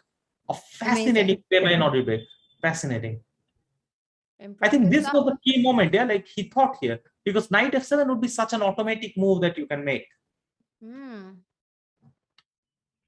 Wow, very impressive. Okay, let's keep up with the live board because Volodar is down to 14 seconds and Nodebek, it Okay, really does seven on the help board, that he's yeah. got 4 minutes on the clock. So Rook H7 played, like you mentioned, Knight H8 could not be allowed. Now Black has a threat of Queen G6. So you're mentioning the move Queen F3, bringing the Queen into defense, also fighting against Queen G6, also defending, threatening the move Queen F5 check. He goes for Bishop G5, trying to trade off the bishops. What happens after trading and Queen G6? Yeah, also direct Queen G6. He goes for the direct Queen G6. Maybe then does White have time to go? Wow. I was gonna say F4 or Queen D2, Queen D5. This Oh, is no, this is good. So Queen C4 and Queen F4 wins the game on the spot. Queen F4 and resigns right now. Knight E6. He keeps fighting. Yeah, just move the Queen somewhere. Queen G3. You do lose the G5 bishop. So where do you move with the Queen? Maybe I mean, to D2? currently I'm a rook up. So Queen D2, Queen D6 ideas. If you trade on G5, he goes Queen G3. Yeah, I wanted the Queen to be on G3, protecting my king. Very nice. And I'm saying, actually, I'm also trading queens by force. Actually, I'll play Queen G4. No matter how, you have to take with the bishop. You actually have to take with the bishop because if you take with the knight, then I take and I'm playing F4. Yeah, and it's over once the queens are traded. So Bishop G5. Can you go Bishop G5, F4 anyway? Yeah, you could do that. Meanwhile, Queen F7 on the board, Bishop E7. He has to take. This is just dead lost. There's And nothing. that's also because Black's rook on H7 is so badly placed. Yeah. I mean, if you could magically sacrifice these 2 pawns, then you will get counter, but that's not happening. This was quite an up and down game with Volodar being that extra pawn, having that extra pawn. It looked like White is going to have to struggle for compensation or show the ideas there. And then one mistake, and then it's been a Nodebek show. Rook H6, trying to get the rook into the game with Queen F7, Rook G6 ideas. Is that something that can give Black hope, trying to go Queen F7 here? I mean, zero, absolutely zero. I was going to suggest F4 and F5. Too slow. Queen slow. F7, F5. H3 played. All right, so we can, and that's it. Volodar resigns. Let's move on to our other live board. That was a nice win by Nodebek after one mistake that Black made. But sometimes in chess, just one mistake is enough to neutralize all the good moves that you've played. Which game would you like to see? Let's take a look at the BS Zhu Jinner game. What is going on there? White has a pawn on B6. Is this busted for Black? Completely. There is a pin. Actually, you're losing material right now. So Zhu Jinner will resign right at this point. It's not even about the pawn. I mean, how do you protect this knight? It's over. If you play a move like knight F5, I take on E7 and then the rook is falling. And otherwise, there is nothing to protect the D6 knight. So I expect resignation right at this moment. Knight C4 happened on the board, sacrificing the queen. But yeah, this is no game.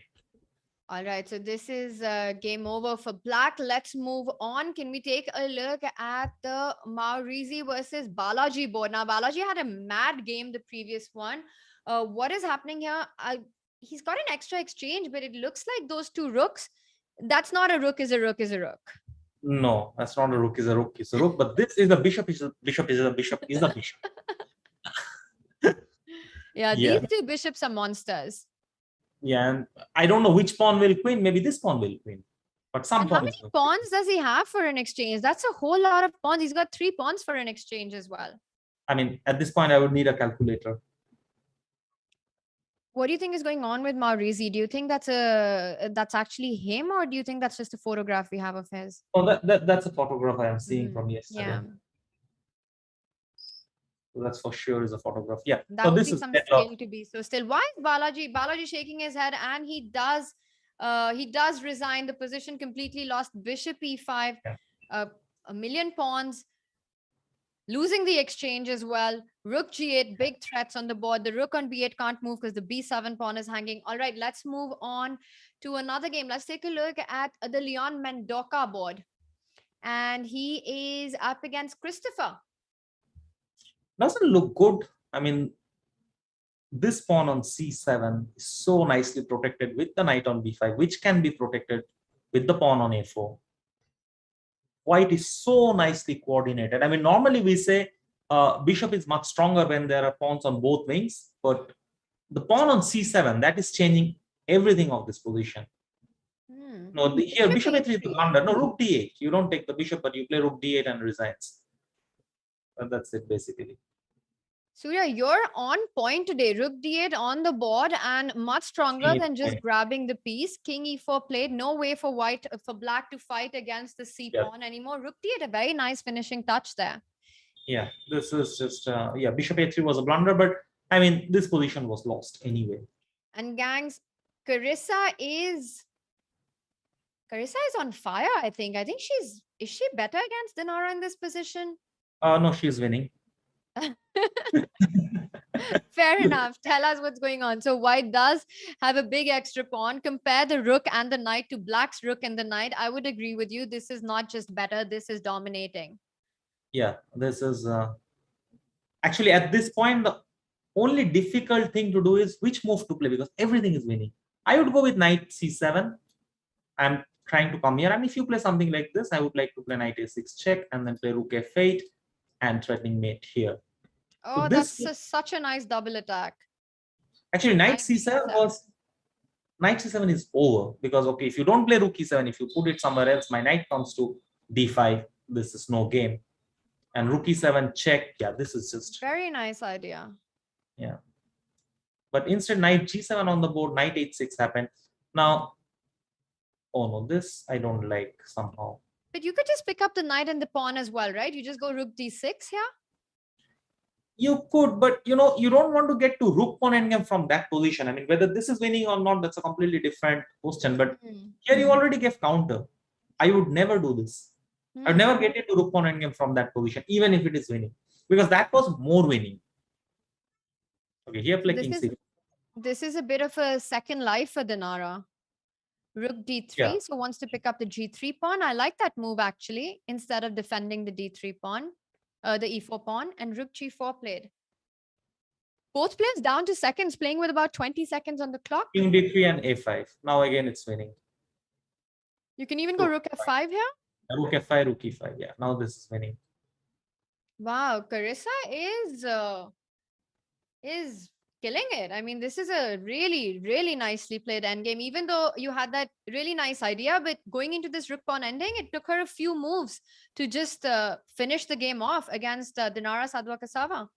True. But black also, I think at this point, maybe black had to really go for this g2 pawn, good or bad. You know, you take this g2 pawn and then you see what best you can do. I mean, I understand this is lost, but you know, still create some counter. Yeah, all right. So, well, let's keep up with, we've got action on in the Sara board. Let's take a look at that. Sara against Vincent.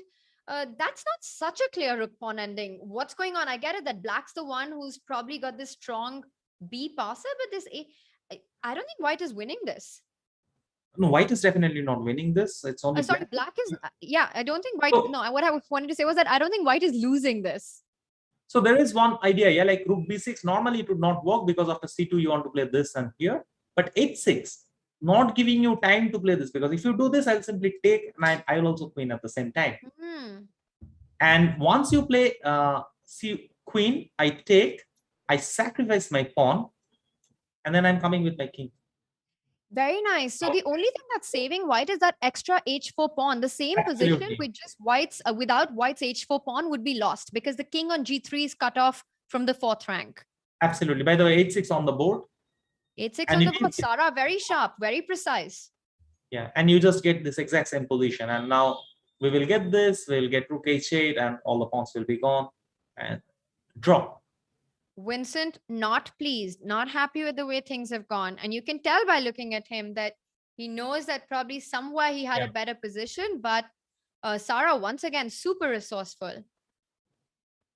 Gangs, you've worked with Sara. You've been a mentor for her in this Challengers chess tour. I have actually played against her a couple of times, and I've always felt that she is the kind of player who can find these very tricky defenses in positions that you would consider that are not so good for her. She's very good at finding those ideas. Did you have that feeling when you were working with her? Yeah, and I had this very strange combination between Sara and Jansaya. One is so positional. I mean, Sarah will be always looking at moves like A3, H3, you know, all this prophylaxis she'll be doing constantly. While Jansa, on the other hand, give her any position. She's like A4, G4, knight F5. She wants to throw pieces and she wants to attack. So it's a very nice combination, yeah, with these two. Completely opposite style. Sarah is very, very solid and she has got very good positional understanding. And also, she really knows how she finds really nice resources in positions that one might feel like there's nothing or you might give up. She finds the precise way, really good at calculation as well. Let's take a look at. We do have one more game on. So can we bring up the live board in the Polina versus Lei Tingzhe matchup? Wait, something's wrong because I think there's a technical glitch with the clock. We are just checking up on that. And knight d3, but what is the position? The position looks very level here. Here I would pick black. First of all, my bishop is better. These pawns can be a potential target, particularly this guy in endgame can be a potential target. At some point, I would consider playing h5, not here, but in general. And a4. I would have never played this move. I don't understand this move at all, actually. I mean, why would I play a4 instantly when I don't have to do this? So what we have on the board after b4, queen d4, I get the point that, you know, especially when white has got these two weaknesses, double pawns, not to dissolve them. But even what we have right now with black's queen centralized on d4, queen b2, as you were pointing out, to just get rid of that active queen. But white has got this b3, d5 stuff, and black's got this clear path for the king f6, king e5 ideas. So bishop b3, let's start with bishop. I play g5, f4, g5. H4, and I say it's a fortress. Yeah, and there's no way. So g5 is a very important move to not allow black to get the king into the center. Exactly. And there was no time. And now what I do is I play next move, no matter what you play, I play these two moves. I say I have taken control for all this square. So your king has got only one route. And by the time you do this, I'll get my king to c3. And it's a complete fortress, at least. I don't see... I don't see absolutely any way. So even though black's bishop on c2 is dominating white's knight on b2, it can't move anywhere. It's almost like playing a king pawn ending because it's white's king against black's, but there's no way for black to actually improve this position. So after f6, you just have to make sure that you don't trade and allow black's king inside. As you're pointing out, f4 keeps everything under control. Yeah, it's just fortress. It's basic fortress. Your king will reach to c3 faster, and there's no way black is going to get any kind of zugzwang. Again, we'll end in a draw immediately. No, this move was very shocking for me, to be honest. This a4, it felt so wrong to let white escape with this target. It could be a potential target. The reason why I was trying to get h5 in was because I wanted this square for my bishop on f5, which can then subsequently keep an eye to go to c2. So I would rather try to get h5 at some point, but playing a4 so quickly was, I don't know what computer says, but from a human perspective, it looks a bit impulsive to me. And you want to clarify the situation immediately, but yeah, as expected, we got exactly this position on the board, a complete fortress. No way for black to get in with king a5, king b4. You just keep your king here, you don't do but anything. After king a3, maybe bishop c2? So king a3, yeah, king a3 you don't do. King a3 would be a blunder. Can you just show us why it's a bad idea to my God, she's gone bishop c2.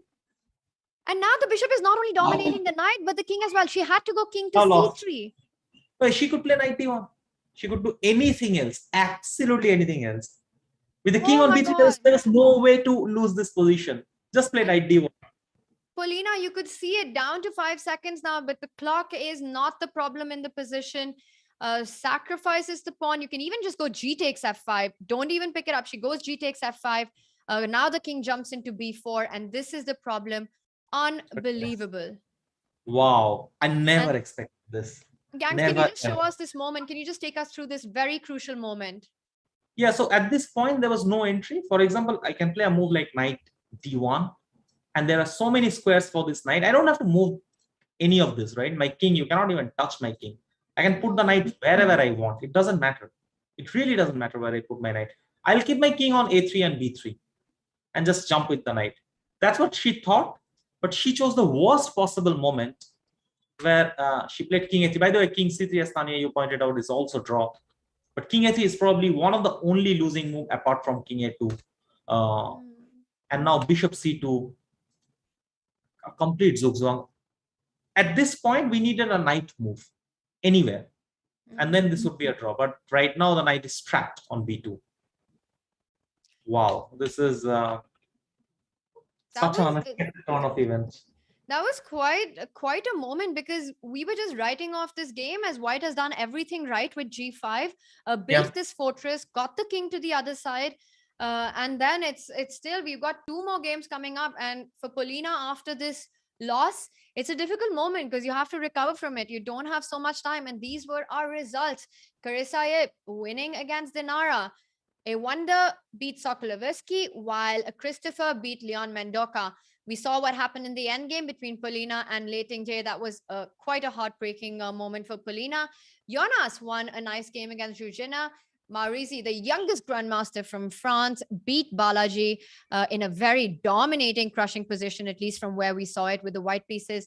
Sarah drew against Vincent. So Sarah, very, very solid start today. And Nodebek beat Voloda.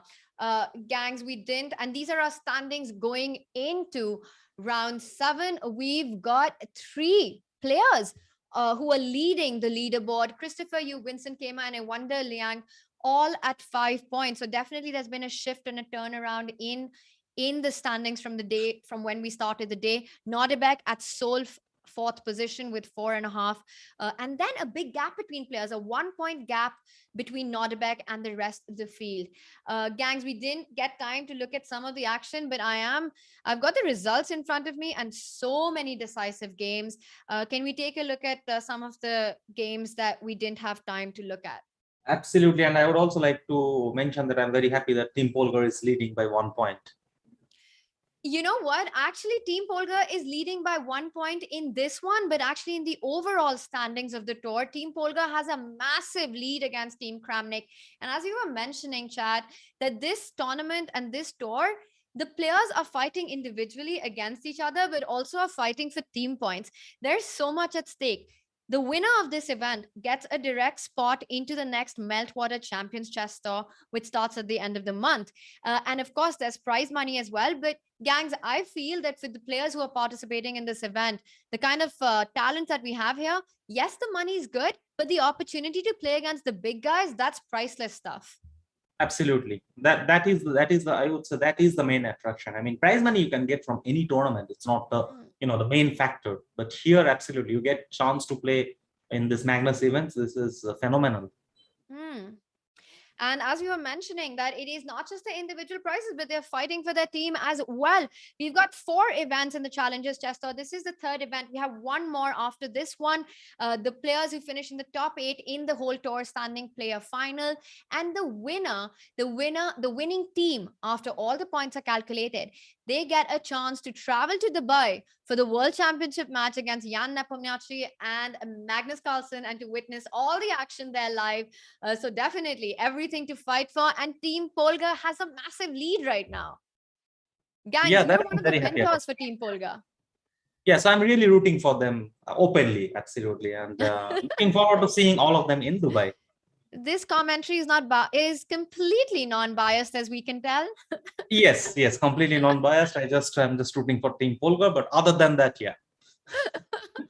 All right, let's take a look at this game that we have. Yeah, we saw until what point we saw? Yeah, we saw sheer, right? Oh wow, wait a second. We saw when knight c4 happened, bishop c1, queen b4, threatening knight a3. So king a1. Oh, look at this, Tania. You're going to love this one. So we left it right here. Do you remember?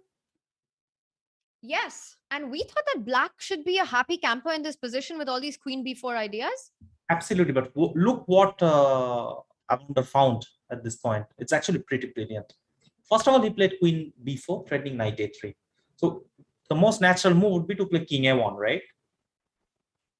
King a1 happened. And now f into e5. I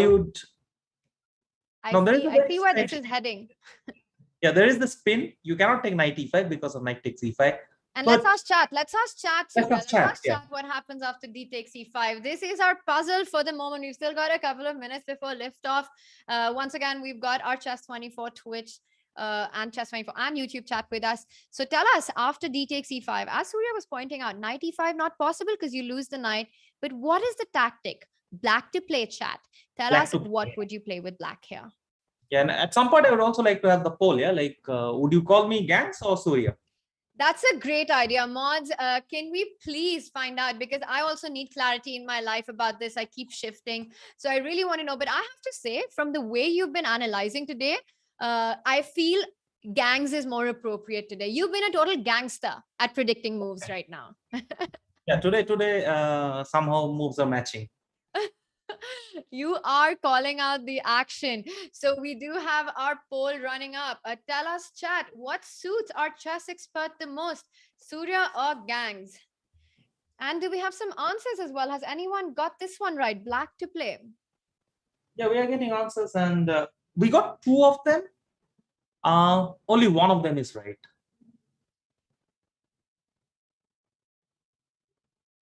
Let me just bring up chat.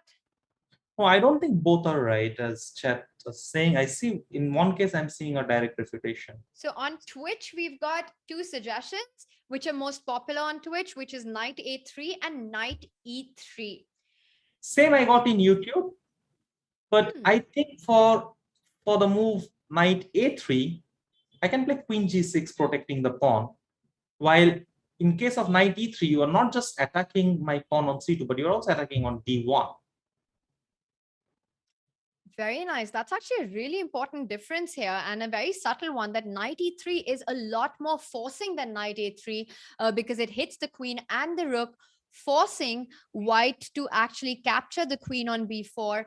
And then, of course, the trick of the fork, knight c2, winning a pawn. We had another suggestion by, God, I'm going to get this name so wrong, but AJ, believe you, something like that. Also mentioned the move d4 here, but d4 probably white has the option to just pick up the pawn. Yeah, and I was also going to mention that this whole combination works because black's pawn is on a7 and not on a6. This entire idea would not work if your pawn was on a6. Look at the expression Tania has, which clearly says, she's like, Gangs, what are you talking about? Well, I see it now. Oh my God, that's actually. Can we actually, before you show it, Surya, can we make a non-move and actually play out that line? Like, let's just make a move by white, a move like rook g1 or something, rook h1 and a6 on the board. Okay. Or rook h2 maybe, whatever, rook h2 maybe. Yeah, let me play ace. No, it's white's move. We'll have to. Yeah, now we have this with the pawn on a6, Yes. and now And knight e3. let's see. Yeah, the point is, okay, after we get the same combination, there is this move a3, trapping the knight, forcing black. I mean, this square is not there, so technically forcing black to play d4 now. And now white can either take here or take a into d4, b into c3, b into c3. And So small details, but I'm 100% sure when I underplayed queen b4, right at this moment, he not only saw that knight e3 wins the pawn, but clearly he noticed that after a3, there is a square on a6. I have zero doubt on this. And, this is actually very interesting because I just see that Chris in chat has also noticed that the knight is trapped. That was a really nice point that you mentioned about pawn being on a7, pawn being on a6. And I was right. And I was on point that today, for the day, I'm going to call you Gangs for the rest of the day. And our chat agrees with this. So that's how it's right. going to be. 71%. Yep, that's right. How does this chat go? Because I thought always it had to be the total number has to be 100. What is the 71% Gangs and 28% Surya? What about that 1%? Where did that go?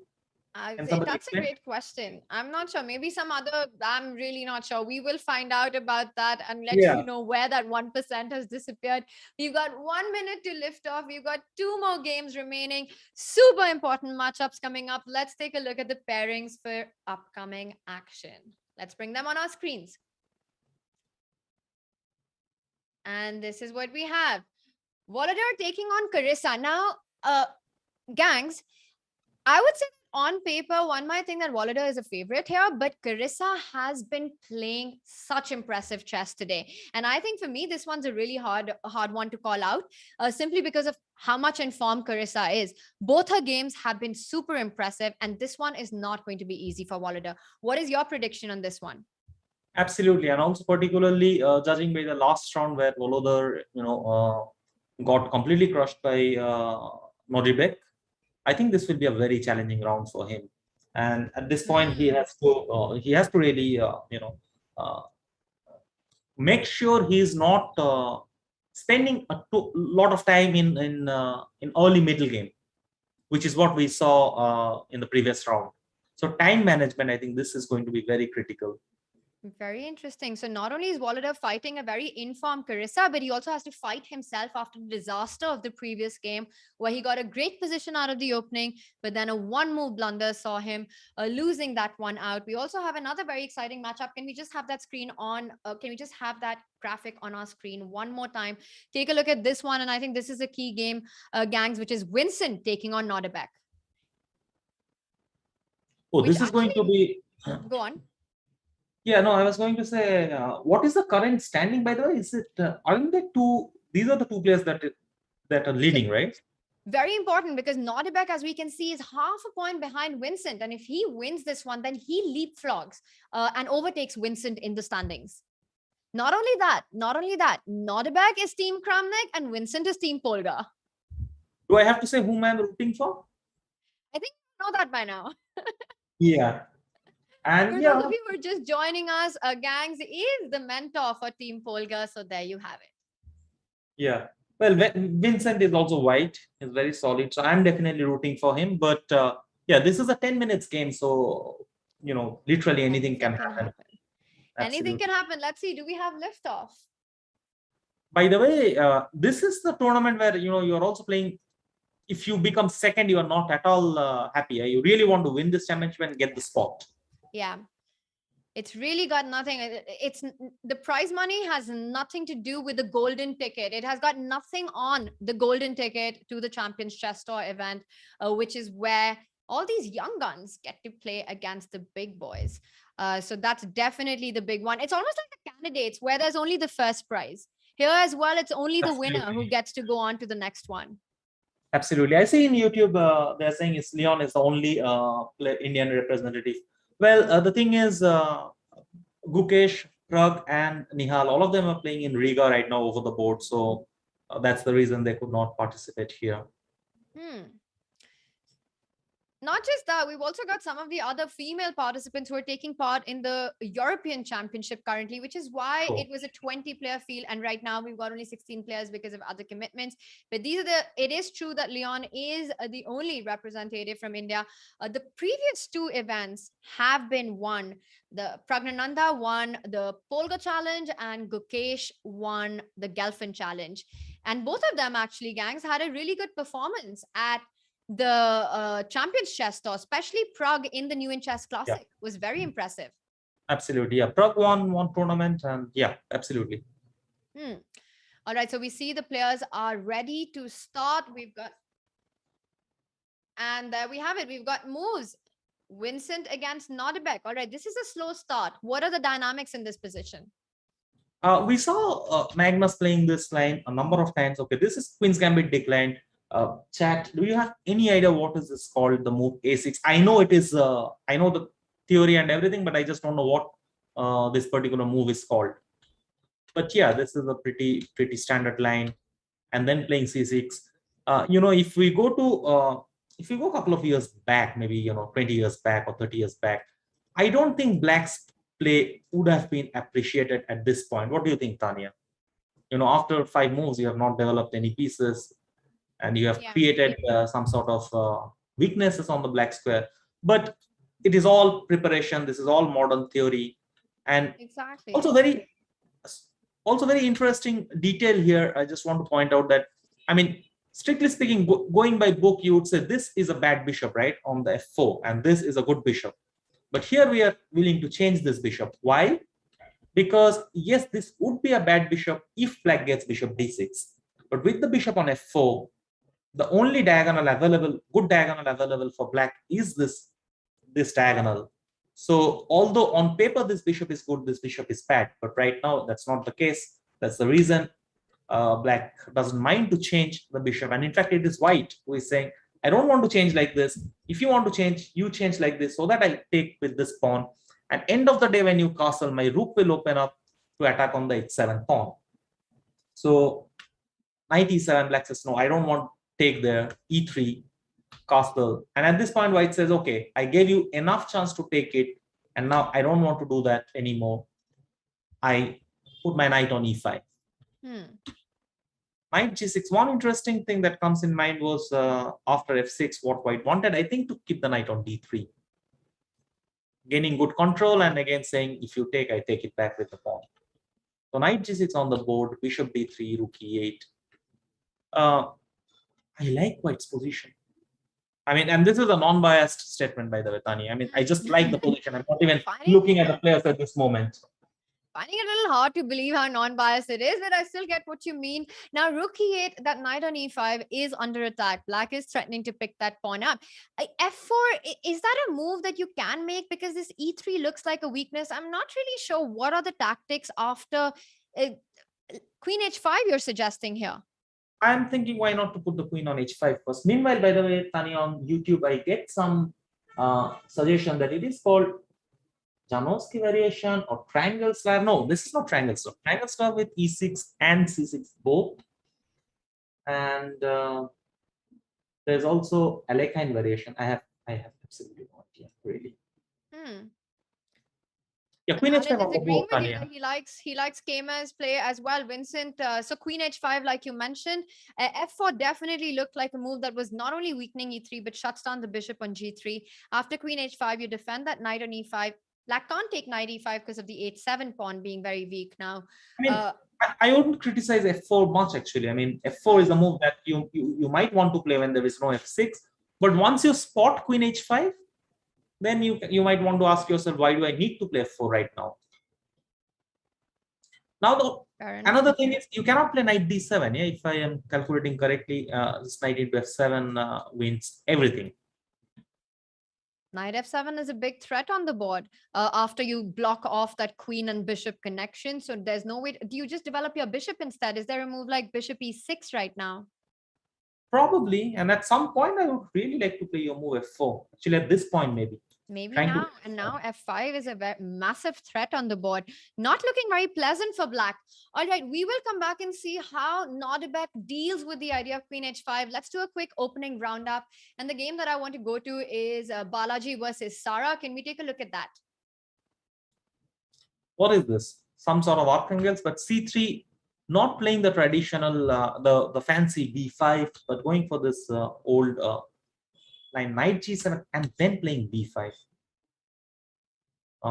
I would expect bishop c2 here. Bishop b3 was played, knight to g6. Some very offbeat Ray Lopez. I must admit that I don't remember seeing anything like this before. I mean, getting the knight to g6 and then playing bishop and bishop c5, bishop e7. And that's saying a lot, gangs, because you're a player who does play e4, e5.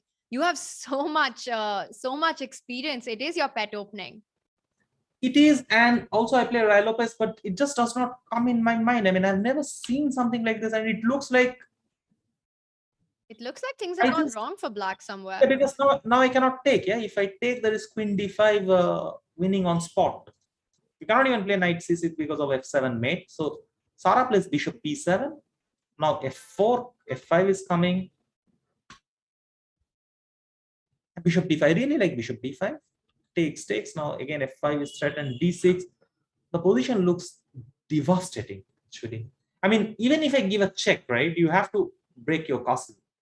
That's on the board, by the way. Can't go queen d7 because the a8 rook is hanging. Has to go king f8. And I just want to ask one thing. What is your next move? There is no threat also. You cannot take here because this is hanging. The queen doesn't move. Black try and go queen e8. I just want to get rid of some of the pressure. c7 is hanging, but hoping that after queen e8, queen c7, rook c8, some counterplay. Probably. Actually, the move that comes into my mind is, can I play something like e6? Not very sure because, okay, after fe6, I have the move f5. But e6, I was not very convinced with knight e7 and then taking on e6. Meanwhile, b4 is on the board. b4, that's a very direct line as well, just hitting that bishop on c5. But b4 you have to justify because, you know, prior to b4, d5 was not a threat. But once you play b4, after bishop b6, d takes e5 is the threat.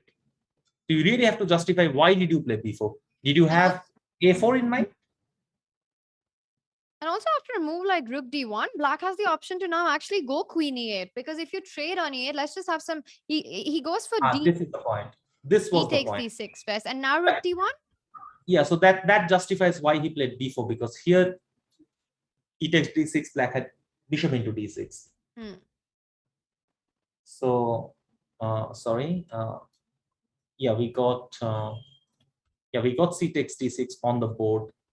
So now rook c8 is an idea here for black. So does white have, and white goes f5. That's very forcing play by Balaji. Now, what happens after your move knight e7, hitting that queen on c6? Yeah, also, knight e5 is very tempting. Knight e5, I have queen d5 actually. This I really like. But even after knight e5, even if I play something very simple, queen f3, I am threatening f6. Would you like to play f6? Because this really weakens up your square on e6. So very unpleasant position for black, no matter you know how black continues here. All right, this one's looking very unpleasant for black. We'll come back and see. By the way, knight e5 on the board, queen d5, a nice spot now, as you were mentioning. White gets for the queen. Center of the board, maybe black wants to go knight g4 and start threatening checks on f2. And that's somewhere where black is looking for counterplay. Yes, probably. I would immediately think about a move like bishop g5. And after, and the queen, is overloaded. Struggling, overloaded. You also have to protect on. You have to go f6. I don't see another move except f6 here, actually. Well, you would want to take here and hope that, you know, if I take here, then you have some sort of mate, actually. This might be mate, by the way. But that's not what h3 for queen h4. But there's queen b7, queen b6 simply, no? Exactly. I don't have to take that. I just pick up the queen, and if needed, I'll come back to g1. So that's end of the story. After bishop g5, can white black try to win a tempo with f6 instead? Yeah. By the way, knight g4 played. We have knight g4 on the board, so we might be seeing something similar. Yeah, and now I would like to play bishop f4. It's very simple. Now I want to take here. King is exposed. So actually, you've provoked black to play f6 to make a weakness along that a to g8 diagonal. That's super instructive stuff. All right, we will come back and see if Balaji plays the move bishop g5. Can we quickly get an update on the Dinara Sadvakasova versus Sokolova's keyboard? Okay, the queens have just gotten traded. So maybe just really quickly give us your evaluation of this position, because this is going to be a long fight. Black is just completely. I'm tempted to say black is winning, but I'll refrain from saying so, and I'll say black is just clearly better. I am seeing knight d3 happening. I'm seeing all my pieces are developed. The knight is well placed. The bishop on c6 is better than bishop on g2. The bishop on g7 is better than bishop on c1. And at this point, if you make a move like knight h4, it is as good as resigning. Because, you know, you really have to consolidate. I mean, when your black has an extra pawn as well. Yeah, but once you play a move like knight h4, you know, knight d3 comes, bishop g2, knight d3, everything wins. Like literally at this point, every single move should be winning. If I want to take back the pawn, I can also take, you know, just simple, I can take here. Knight d3 on the board, by the way. Knight d3. So Dinara is big trouble here. Yeah, because ef4 was also a possibility. Once you take bishop f4, there is g5 fork. Knight d3, yeah, this is just dead lost. Wow. All right, so it looks like this is going to be a tough one for Dinara. Gangs, where do you want to go to next? Which position catches your attention? There's so much going on all boards. Can we take a look at the late Pingier game against Baer? Yeah, I would like to really get into first this Avonder game, because I looked at the position and this looks so wild. First of all, this is a Taimanov. Oh no, not Taimanov. So once again, I don't know the name of this line. This is the way to play Sveshnikov. That's how we get Sveshnikov. Knight into c6 happened. A very standard line. Rook b8, a move that is not as popular as queen b6, the main move. So rook b8, c4, very typical way for white to keep the king out, saying that, you know, the bishop on c8 is really weak. Castle c5. I have absolutely no information on this line at all. I'm struggling to remember anything at this point. I mean, right now I'm just calculating, could I play knight f6? I don't know. I would be very tempted to play knight f6, but I'm not sure if it works. Can we just take a look at that line? Can we take a look at knight f6 here? Because I mean, if you... Yeah, I wanted to get something like this. My idea was, if you give any check, my king is not doing that bad on g3. And once you play this, I wanted to play something like bishop d3. But now I see there are moves like even bishop a6. You know, this I don't like. If I take, there is queen b, sorry, not queen b6 check and queen takes a6. No, knight f6 is too fancy. So a3 happened on the board. I don't know if this is some sort of a preparation. But knight f6 are ideas that black always needs to watch out for, which is why he went back bishop e7, making sure that these kind of threats don't actually become a reality. That's very true. And these positions, I don't know if particularly black was prepared. It's not very easy to play over the board. Queen d3 is a very strange looking move. Why not to play g3, for example? Not sure. I mean, g3 looks more natural to me. Maybe just didn't want to give this bishop b7 free run on this diagonal. Or maybe this rook f4 was missed. Because suddenly after bishop f4, there is check and rook takes b2 happening. But is it something that's scary? I don't know. It's so difficult to, you know, give an instant evaluation without much calculation. Like, why couldn't I take and just play king e1? I am a rook up. And after rook b2, am I going to get mated here? I'm not very sure. Bishop e2. I can put my king on d1. I don't see an immediate mate. I was wondering if bishop a6 are any ideas in that position, but so let's eliminate. After take, you really have to take, yeah. Whether you take here, it doesn't matter. I'll come here. So you'll get to this position. Okay. Now, what move could hit me?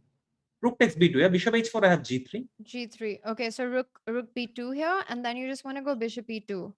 Yeah, I'm just making the most natural move. I'm saying my king will be nicely placed on d1.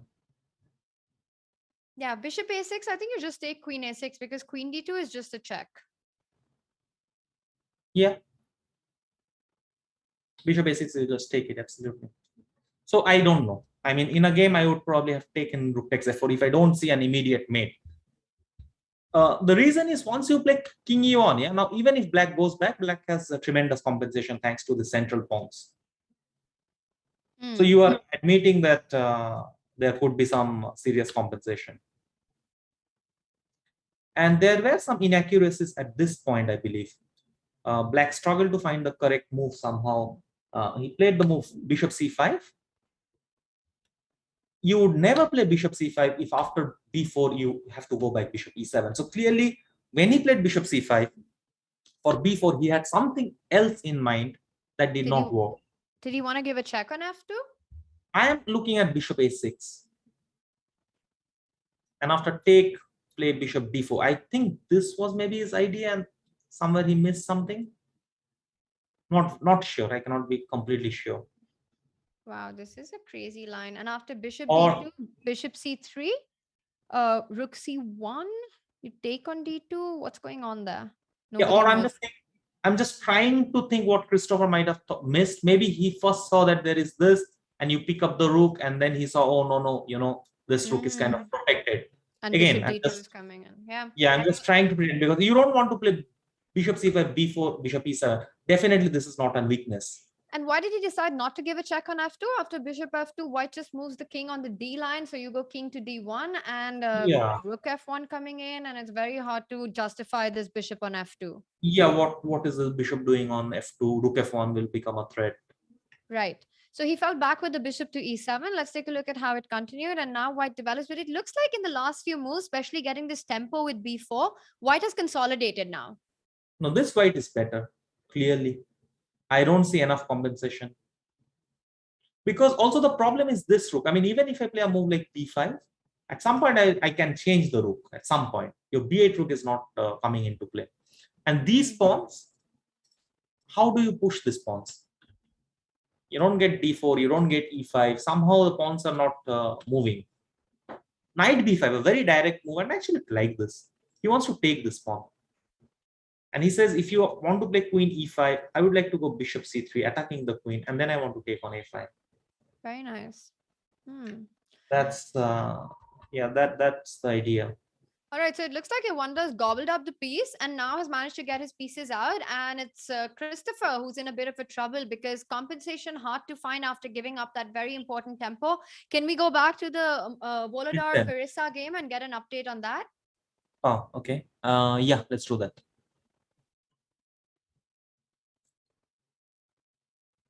Pawn is a pawn.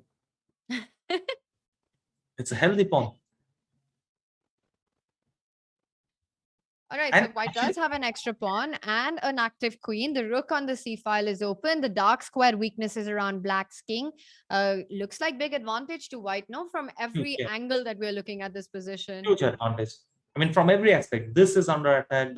Even this king, yeah, someday the bishop will come to c3 and you'll try to transfer your queen to this diagonal, aiming for this g7 and h8 square. So it does look overwhelming for white. We should probably get back to the most important game for between Vincent and Nodribek. And this also a pawn is a pawn. So let's see where we left. We left it here. We said white is doing so good. Long castle. I really like long castle. You know, you want to attack on the. So queen e7 was meant so that he could play knight d7. No more knight f7 tactics that you were mentioning. It's very interesting that white just kept this tension. Yeah, he says my bishop is well protected. You can never take it, but you know, as long as I don't take your bishop, your queen is engaged to defend this bishop on d6.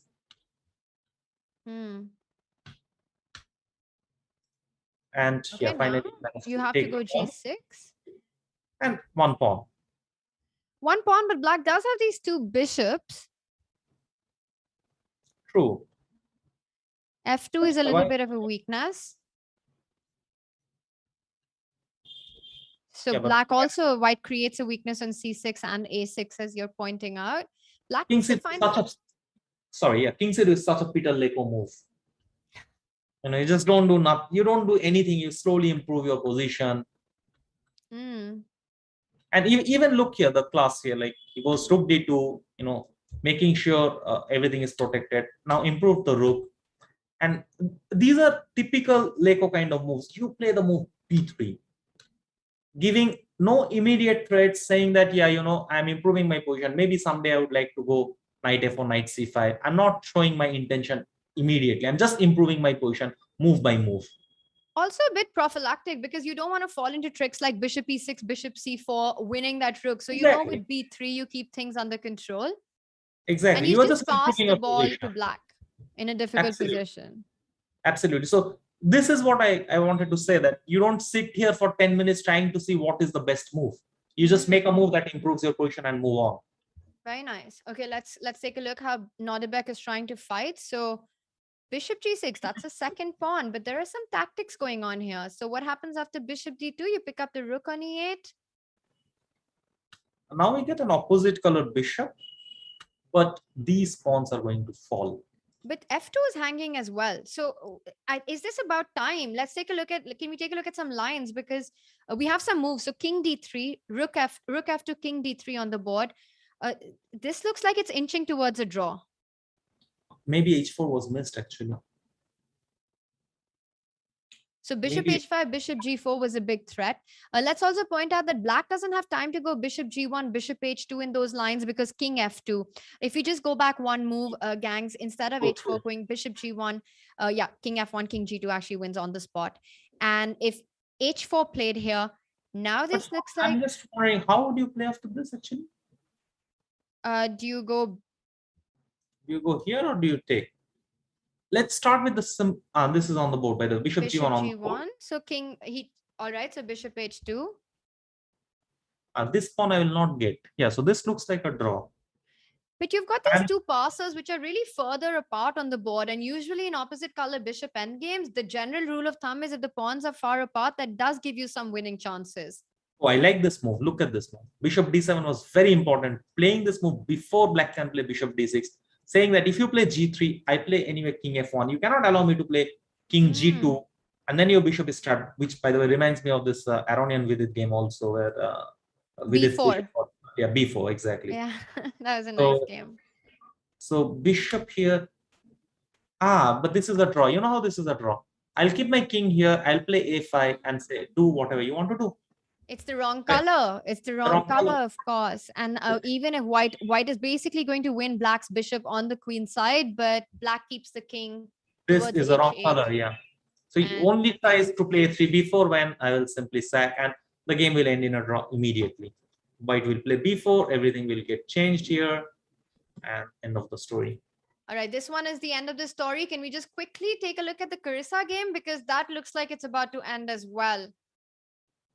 Too many pawns. 2 pawns, but the next few moves will be critical for white, just to make sure, you know, this king is safe.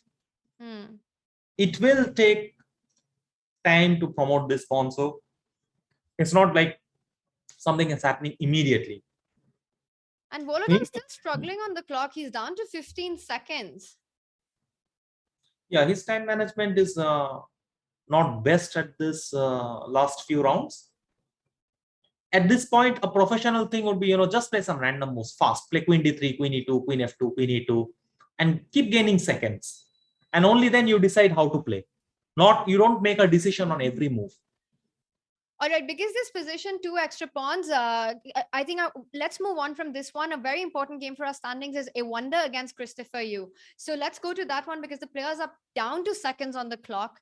What is your opinion on this one? And both these players are the leaders with 5 points. So Resign a massive game oh, for no, them. knight g5, there is queen c6. I was almost about to say knight g5. g5, but queen c6. Yeah. And that's 3 extra pawns for an no, wait, what? White has What do you play after king h3? White is the rook pawn. Yeah, white has a rook for 3 pawns. Let's just take stock of that first. Yeah, good point. This is a good point. That might help in evaluating this position. Yeah. So bishop there is e7. really, Yeah, there is really bishop nothing to say. deadlocked, Yeah. Sometimes actually counting material helps, and rook takes d7 was not played. I am shocked. I'm completely shocked. Damn, that's a good tactic. Rook d7, queen e6 check, finishing the game on the spot. Yeah. That was really shocking. Okay. But an extra rook, I think we can say that this one is going to be a wonderful win. Absolutely. Do you want to quickly jump to another game? Yeah, let's look at this Leon game, maybe. Let's do it. Tough to evaluate this one. There is a threat. Rook h1 will win the game if white doesn't spot, because there is a fork and you cannot play bishop f1 because then bishop b3 wins. So rook h1 is a threat which was spotted. So that was a cunning move. Yeah, that was a very cunning move. Yeah, bishop h7. But they might. He decides not to repeat. He decides not to go bishop e4 and goes king to e7. Knight e2 is a move that I cannot make somehow. It feels so wrong to move this knight from there. I think what white might have wanted was to try and put pressure on d5, rerouting the knight to either c3 or to f4. Yeah, but it felt so wrong. I mean, look at the knights, the difference of knights right now.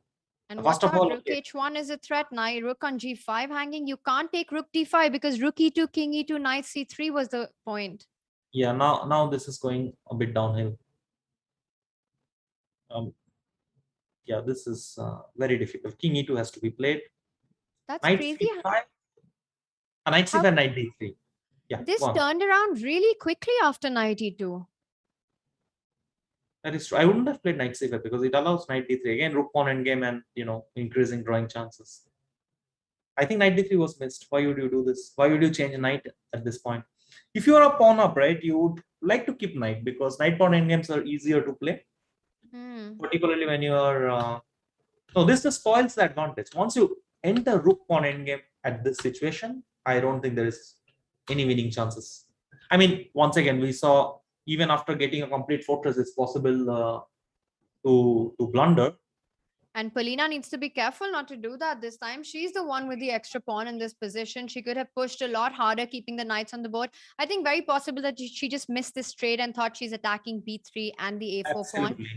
pawn. Does black have time to now just start bringing up the king? It was king d7. Yeah, again, so maybe I'll play king d4. Maybe I'll play king d4 at this point. King d4, and after rook b6, you would just come back. So she goes, no, A5 f7 is hanging as well. A5 will be my move. Just fix this guy. You know, the rook. Yeah, I would have played a5 because the rook is fixed. The rook literally does not have move. Once you fix these 2 pawns, with such an active king, you're never going to lose. I think Polina better takes a draw before it actually backfires. Wow, so you think there's potential here for black to go wrong because of the activity of white's pieces? I mean, imagine you try to play something like king b6 and after rook c5, I'm not going to give you a draw anymore. So she keeps the king on d7 so that after rook c5, there's king d6. Oh, she hasn't moved actually. Rook c8 on the board, king d7 now played. And after rook c5, there's still king d6. So now, where would you rook c5 play? Leon is trying because king there's d6 e4 maybe. Is there e4? But e4, you have to suddenly calculate king pawn endgame. And that's never very clear. But even in that position, I would really like to go here. Yeah, e4, b6. You cannot take here. You would like take here. Oh, what is going on here? Maybe this is fine for black because after f6, there's a5. And we've got something similar. Let's keep up with the live board, gangs, because we have something very similar going on. The players blitzing out their moves down to less than 10 seconds on the clock. Let's just get the a5 played. Leon spotted e4, b6. Yeah, so and now e4. And now e4, f6. So still rook d5 doesn't work. Black would be the one with the outside pass. So rook c8 trades off the e4 pawn. Now again, black took over. No, you see again the same thing. Leon wanted to win from that position. And now he's got to go rook b4. But this is really bad news for white because you can't even pick up the e4 pawn. Yeah, this is dead loss because even rook b8 was not working. Yeah, there was rook d5. Exactly. So this is a big chance for Polina to come back into the fight and into the tournament. Yeah, Polina is winning this. She's got 13 seconds though. No, this really doesn't matter. I mean, even if you have 1 second with 2 second increment, you win this position. As long as there's increment. And as long as you have got good internet connection. You just make rook b5 twice and then think. Play rook d2 check and finish the game. After last game's heartbreak that was there with that move king a3 allowing bishop c2, and that's it. Polina wins this one. I think this is a big boost for her confidence as well. Converting this endgame could have been played a lot simpler with those knights on the board. But after that one inaccuracy of forcing a trade-off, it looks like she was able to keep her nerves under control and wins a big point against Leon. Let's quickly take a look at our scores. The results that we've had. Yeah, sorry.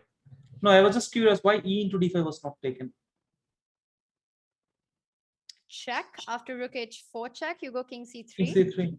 At least that's the point that Leon was just playing for a win, right? He was just pushing it so much that after that rook h5, he just saw that it can be repeated and didn't know where to stop that push. And because of that, it went horribly wrong. Let's get up our scores for this round 7 action, and look at that. We've had 7 decisive results and 1 draw between Vincent and Nordebek. And I have to say, gangs, this is such a different narrative from what we see at the Champions Chess Tour, where there are always a lot of draws and a few decisive games. This just goes on to show that how the young generation is always so thirsty for blood. Yes, and they have not learned Berlin Queen e4 yet. Once they get spoiled by that, then we will also see some more draws. But right now, they're still fighting. I think the Berlin Queen E4, Queen D4 is the curse of age. So right now they don't have to worry about any of that, and they are fighting it out. And these are where our standings are. And we have a new leader. We have a new leader of the event going into the final round of the day. A Wonder Liang with 6 points, and behind him, half a point behind a Wonder, is Vincent at 5.5. So really close fight. Both these players, gangs, you'll be happy to know Team Polgar leading the leaderboard currently. Yeah. Let me check that. Let me dwell on that for a while. Yeah. So we are leading by 4 points with 1 round to go. All right, while gangs enjoys that moment, let's bring up chat, and also let's bring up our matchups which are coming up, the final round of the day. And this is the action that we have waiting for us. Carissa takes on Sokolovisky. Gangs, let's do some predictions. Let's do quick predictions. Let's see whether you're more on point in your prediction game or I am. What's the first one for you? A result? Draw.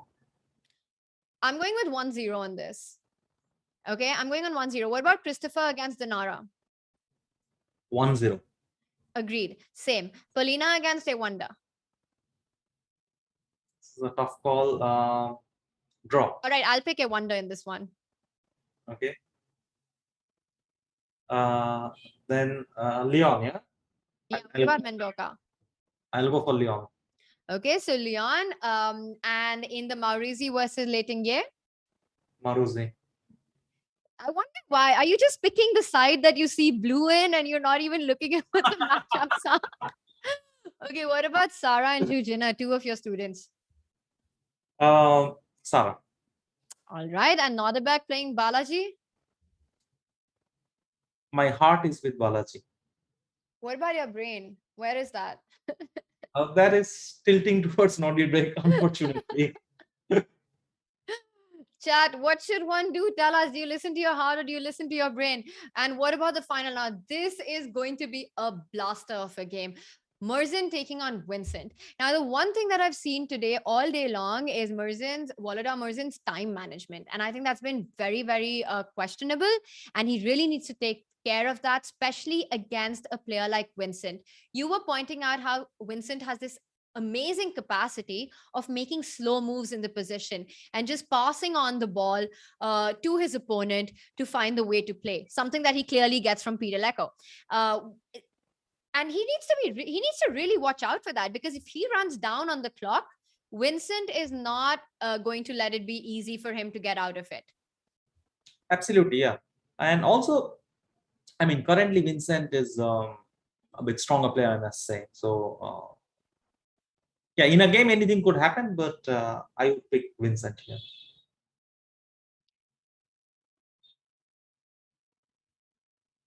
All right. So, well, that's going to be a big matchup coming up. Gangs, also tell us a little bit. I think we've got a few minutes and you've had an amazing experience. You've trained.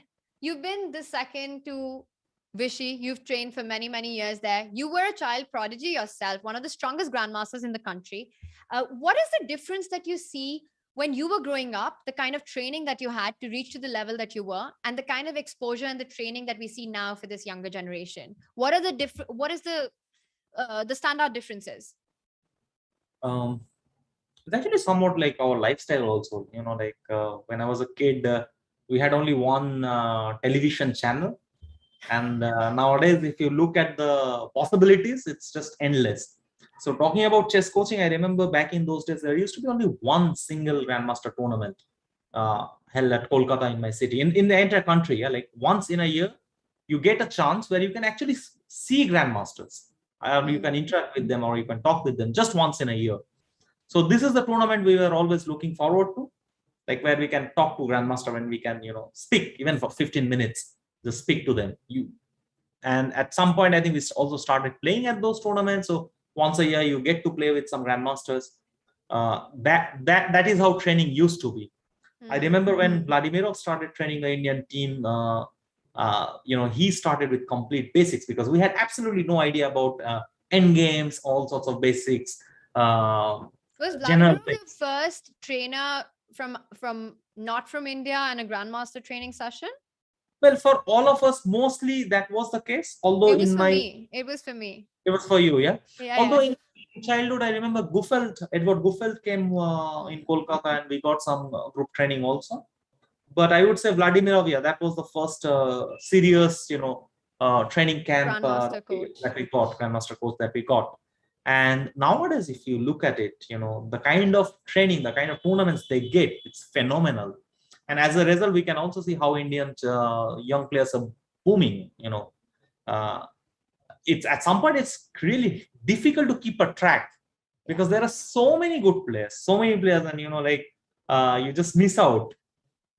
So yeah, the training facility has changed in a phenomenal way. Opportunities as well. I mean, like at this age, Absolutely. to get to play against the top players in the world, to test out your skills, like we've been talking about, this just the golden ticket into the Champions Chess Tour is way more worth than what the prize money might be to these players. Absolutely, and I would like to emphasize, like when I heard first time, when Chess 24, they contacted me and they said, this is the plan. We are going to have this training, this tournament. Then the players, it's a long project. It's like a 6-month or 7-month project. I was like shocked. I mean, wow, this is such a good thing that is happening for all these young players, and it's absolutely fabulous. Not just the tournaments, also the training. Yeah. Yeah, absolutely. And this is our format of the Challengers Chess Tour. 4 tour events. This is the third one. We have the Huye Fan Challenge later on in September. The grand final of the Challengers Chess Tour is in October. Each of these tournaments consists of 4 days of rapid play, 10 minutes with a 5-second increment. The winner of each of these events goes on to play in the Champions Chess Tour. The winning team gets to go on to watch the World Championship match in Dubai. Lots at stake in these events. Now, we've been talking about, Surya, your experience working with these players, the future of chess, really, as these are the most talented youngsters. And the other thing about the Challengers Chess Tour, of course, it gives them this opportunity, but it also gives this big opportunity to our viewers to improve their own game, because all the mentor lessons that are there are actually available for our members, for our Chess 24 members, to actually see how they're trained, how you're training, the kind of lessons that you give out. And I want to ask you that, who, according to you so far, has been a sort of a standout performer student in your experience in the tour so far? All of them, and they tease me to no end. Basically, they're very happy if I'm missing move or if they can trick me somehow. So all of them are. I think if you look at the sessions, right? If you check any of the session, it don't feel like some very intense training is going on. That is happening, but we are cracking jokes, we are laughing all the time, and we are also solving a lot of difficult positions. Actually, this I learned also from in World Championship preparation match when we used to do with Anand. It was the same atmosphere. If you would have accidentally popped into our training room, you would feel, some bunch of college kids are having fun because some music is going on. We are cracking jokes and we are working on openings from morning till night. But the general atmosphere is cool. Actually, that brings me to the point that I think Magnus recently said in his interview, like if you want to, I forgot the exact sentence, but he basically tries to say, if you want to improve at something, there has to be fun element. If you do not enjoy, you cannot basically improve that. Yeah. So yeah, I would not pick, going back to your question, I will not pick any particular player in this case. All of them are unique. All of them are very, very special. Yeah, absolutely. And it's really interesting what you say, that while even if they're competing against each other, they're fighting against each other, not only in this event, but even in over the board event and youth championships. But when they're working and they're training, there is this element of fun and they're working together. And I think that's a really positive atmosphere and a very nice way for everyone to improve, and this healthy competition. Absolutely. We also play training games, by the way. I also make them play training games. We select some positions and on different day they meet, they play training games, and then we go through those. So really a very good experience for me also. And I have to admit, I'm also learning a lot from them. It's not a one-way traffic. That's actually a really nice point that you make. What can you tell us the one thing? I'm sure they're learning tremendous amounts of tremendous stuff from you. But what is the one thing that you have taken away from your sessions working with these young guns? Um, how they're always at the moment, yeah, like how sharp they're. Like no matter what position you give them, they're very interested. They're solving instantly. So I think speed and calculation, that is what impresses me the most in all of them. And also, of course, like also while preparing the material, I also have to be careful. I'm going through the materials on that process also I'm learning, but at the same time while analyzing with them, very often it will occur that I have some sort of solution and they come up with some different move which is also equally interesting or sometimes even better. So yeah, it's That's really interesting. That's really and interesting. as I said, I also have this different kind of players. Yeah, there is this Jansaya very aggressive, then Sara very solid, and Nihal and Mukesh again completely different style. So everyone has their own strengths that are very interesting to see and to develop on, and the weaknesses to work on. But I find it very fascinating that even as a mentor, you are taking away so much from these sessions. And Oh, absolutely. yeah, that's amazing. All right, I think we've got it's almost time for liftoff. We've got our games coming up, and for all of you joining us, you can check out Surya's course on Chess 24. It is the amazing chess studies, and this is the course where you get to solve studies, positions, improve your calculation, and get a sneak peek into the kind of material and the mentorship that is going on in the Challengers Test Store. Not just that, you do consider going premium. You get access to all the training material, all the sessions which Chess 24 will be putting out, and you'll be able to learn with all these very strong players from across the world, and big mentors like Anna Muzichuk, like Surya Ganguly, Kramnik, Polgar, all these guys. So definitely take a look at that. And can we just quickly bring up our pairings because we've got action. The game started. Game started. Yeah. Let's go. Vienna opening. Nothing much to say. All theory. There are two major moves at this point. There is Knight F3 or Queen F3. Usually after D3, you have to watch out for Queen H4. You also a move like Knight F3, Knight C6, D3. I remember this used to be the main kind of main line. Queen F3, Knight C6, attacking on E5, and Bishop B5. The move Knight C3 I was not a big fan of, but yeah, this has also been played a few times. I am out of my preparation, so currently I'm thinking I have to take. So pawns are equal. Probably I'll go Knight E2, trying to create a pressure on F7 pawn as quickly as possible. And if you play Bishop C5, I'd like to get Bishop to E3. I mean, that would be my thought. Knight E2 on the board. Let's have a quick look at some different games. Christopher versus Dinara. Wow. Chat, please do not ask me the name of this opening. I mean, you can ask me here. It's 4 knights that I know. Bishop B5 or D4 is the natural move. I have seen A4. It also reminds me the game of Magnus versus whom? Was it Backrot or Nepo where he played A4 and won on first move?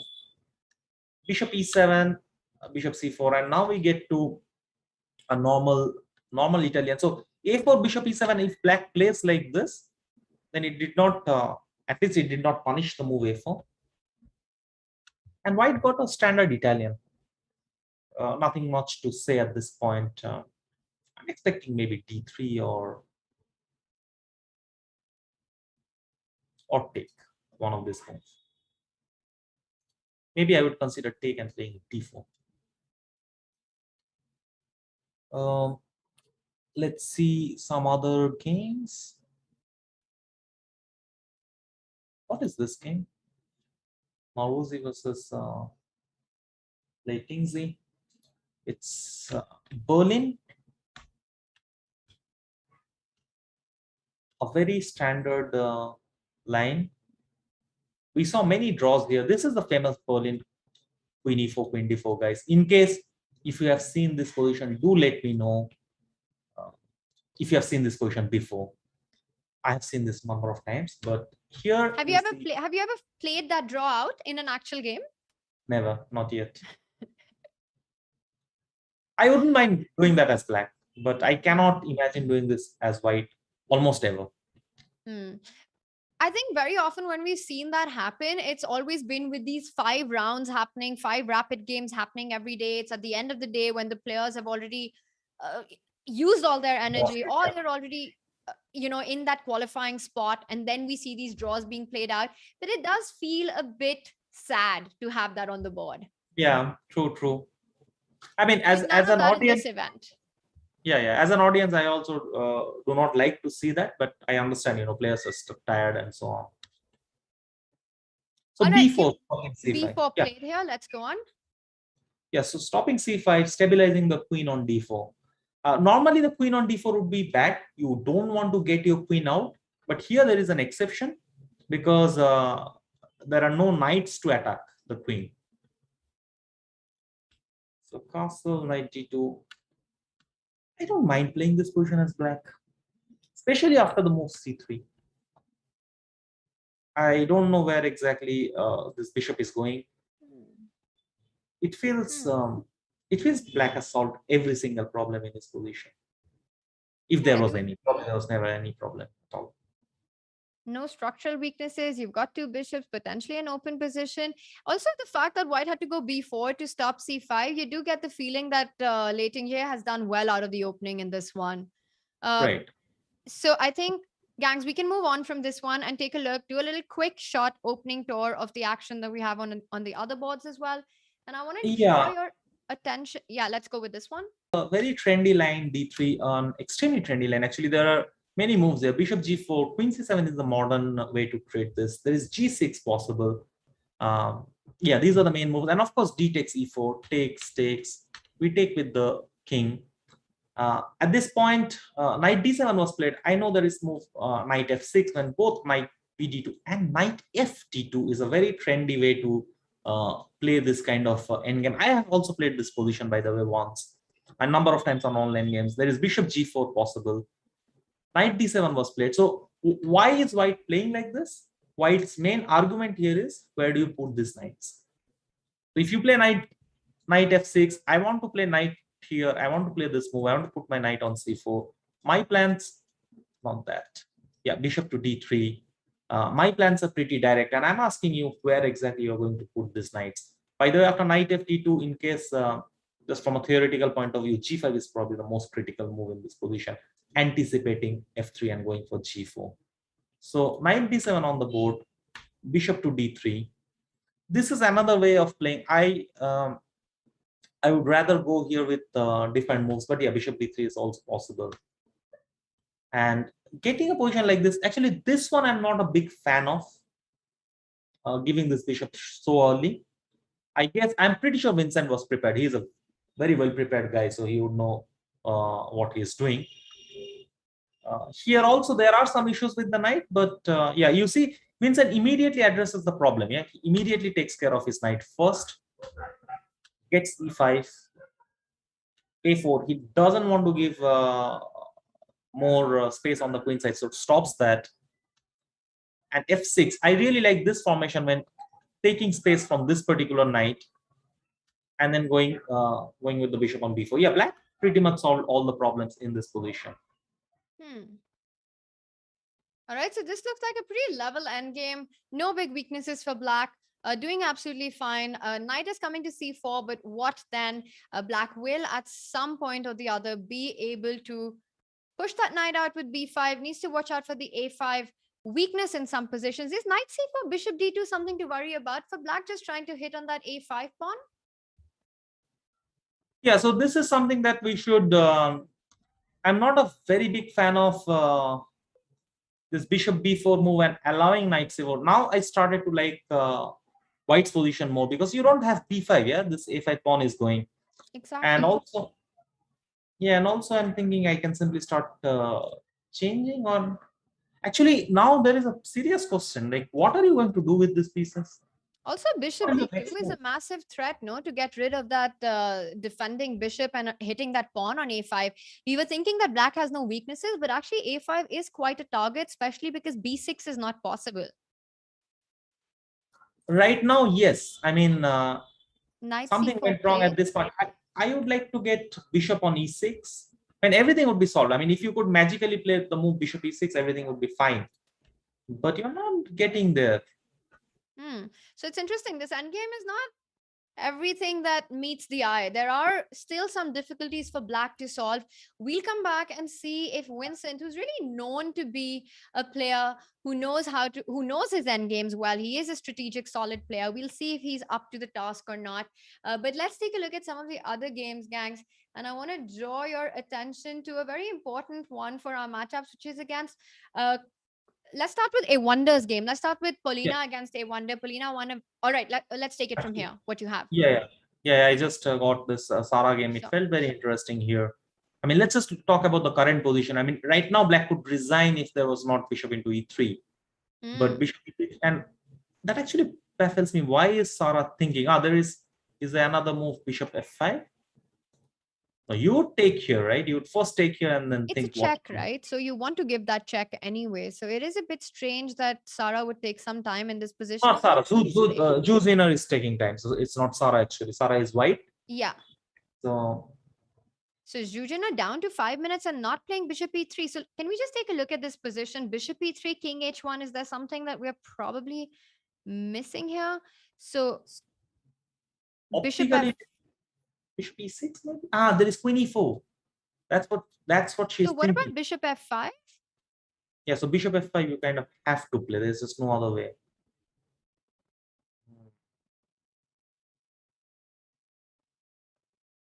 And this looks fine for black, no? Yeah, Unless I mean, there's might still keep some kind of pressure. I just don't know how exactly to. No, I don't want to get into this endgame. But anyway, what is the alternative? Like you're mentioning, either you take on e3, even if you go bishop f5 on the live position that you have. After bishop takes f5, you have to play bishop e3. There is queen c5, so there is no bishop f5. Oh, there is no bishop e3 played, so there was no bishop f5, and we've got this position on the board.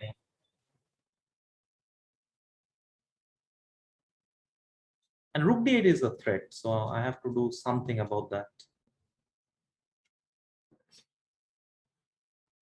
Material is equal, but it does look like after bishop f5, queen f5, white does have this. Maybe white could just go rook d1, trying to keep the pressure on, or will you be rook d8? This is the only. No, after bishop f5, queen f5. That's a nice move. That is definitely. Maybe bishop f4, and you can be really greedy. By the way, bishop f5, queen f5 played. Maybe bishop f4, because I don't see a good way of taking advantage of the pin. Me neither. That's it. Bishop f4. Bishop and it might happen, by the way. Rook d1 played. So bishop f4. What does Eugenia have? What does Sara have in mind after bishop f4? Probably missed. Because I don't see a single tactic here. I mean, knight f7, there is queen takes d5. No, she missed bishop f4, clearly. Knight f7, queen d5, even queen f7 is possible. No, queen f7 is also possible. Because of back rank stuff, right? Because of back rank. I was going to say this, but yeah, there is at the end there is back rank. Okay, but bishop f4. Oh, by the way, bishop f4 on the board. So it looks like black has just gobbled up a pawn, and it looks dangerous because of the pin. But even the knight on e5 is under attack. So big questions to Sara now. What she had in mind after this. He just blundered this. Yeah, go on. Surya, I think we can conclude by saying that this was perhaps missed by Sara, just how playable this wasn't to pick up the pawn. Can we quickly move on to the game? Christopher Yu versus Dinara Sadwa-Kasova. It's a very important game for our standings, as Christopher Yu currently is on 5 points and in third position. We said 1-0, but the position is pretty double-edged.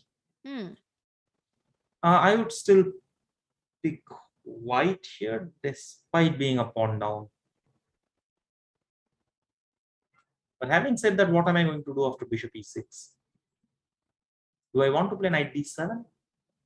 Oh, or should I play bishop d7? I play bishop d7. Takes, I want to take here and pretend that I have something, but where I'm going to put this knight, I have absolutely no idea. How about knight d7 attacking these two, but then rook to c8. Bishop d2, neither bishop d7 nor knight d7 played. Bishop d2, Wow. that's an interesting move actually, because the knight on a5 doesn't have a great square to go to. And I think after f takes e5, bishop a5, you're just happy that black's pawn structure is ruined for life. I don't like this move bishop d2 at all. Is knight b3 an option here? Knight b3 is an option. Even this take, it doesn't scare me because I can always play e3 and say, look, you know, your pawn structure is also ruined. Yeah, I would take. Yeah, why not?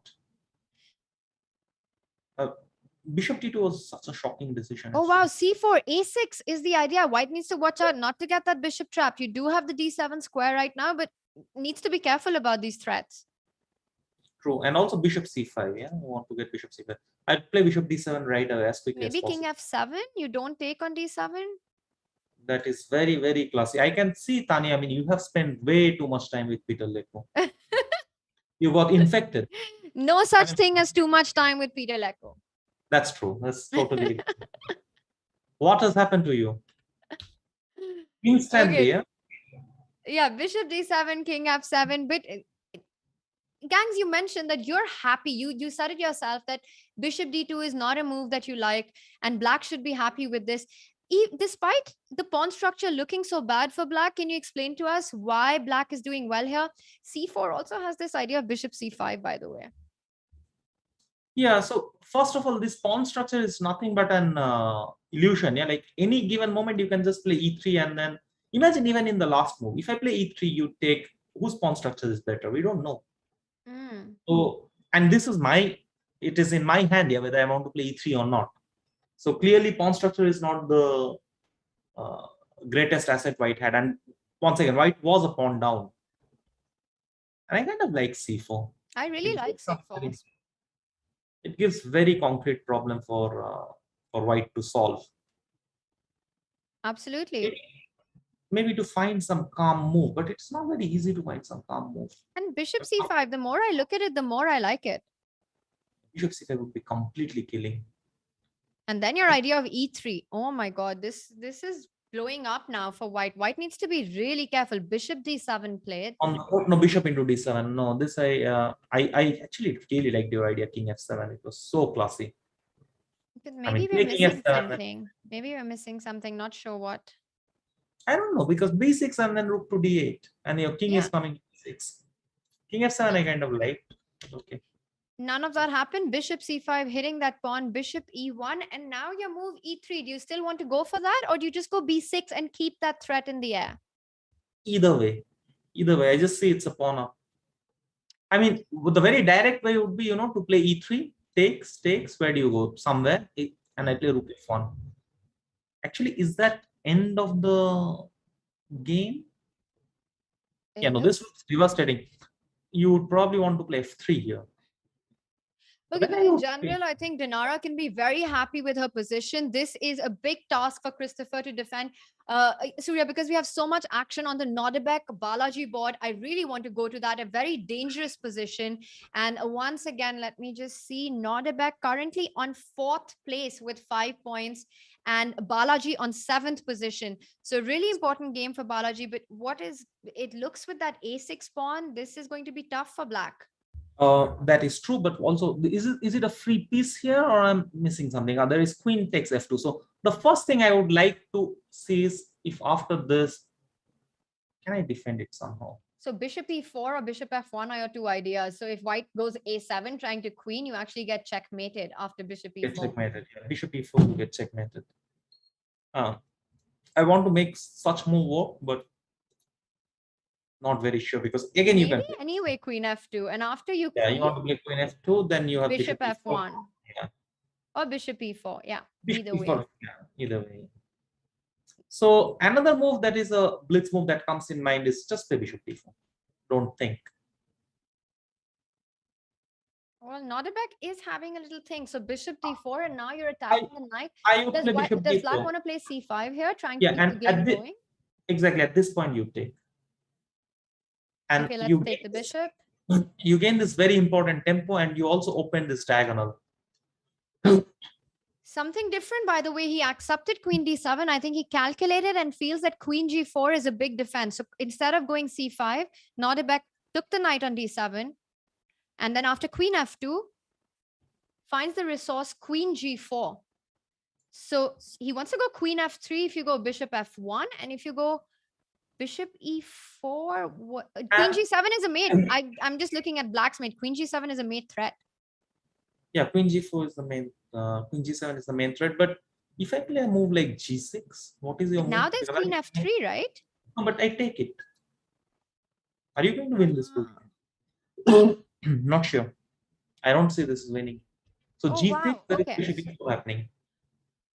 And G6 g6, what about bishop d4 now? Does that change anything, bishop d4? It does. It does. I'll put my queen on. And then And you want now, queen now f4. queen f3, yeah? Or queen f4. So let me Maybe do it queen in a different way. I'll play f6. You're forcing what? 1 second. So bishop d4 here anywhere? Yeah, and now I want to go queen a2. So I want to play bishop e4. Hmm. Or just take the. You know, if I just take the pawn with queen takes a6, it'll take a lot of time to convert this. I mean, I don't even think it's. If I have to pick a result, I would pick a draw once I get that pawn. Wow, and But it is 3 pawns for a piece. So f6 on the board, f6 played. I am thinking a completely bizarre line. Can I show that? Yes, of course. So a7, it just does not work.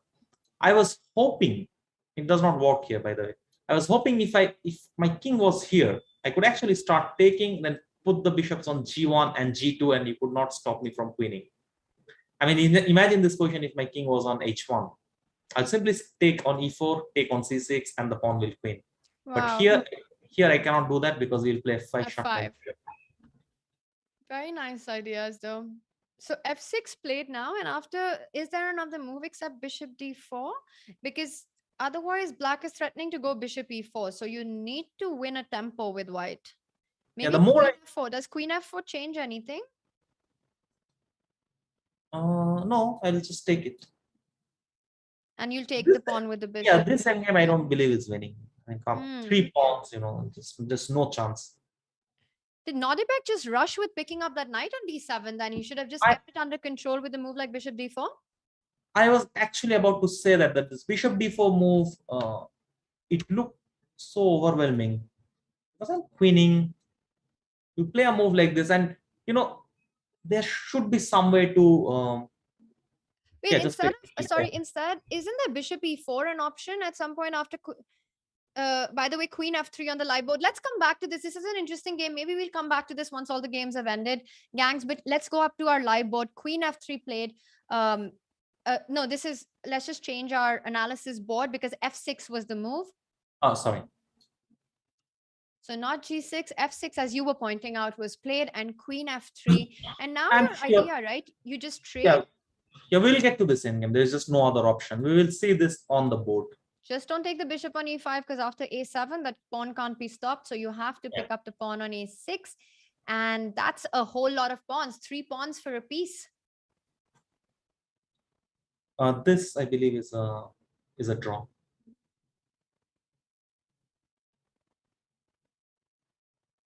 I will stick with a draw here. Let's check some other games. Sarah lost. Vincent, what happened to Vincent?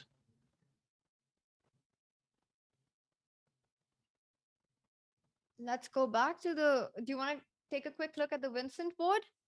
Yeah.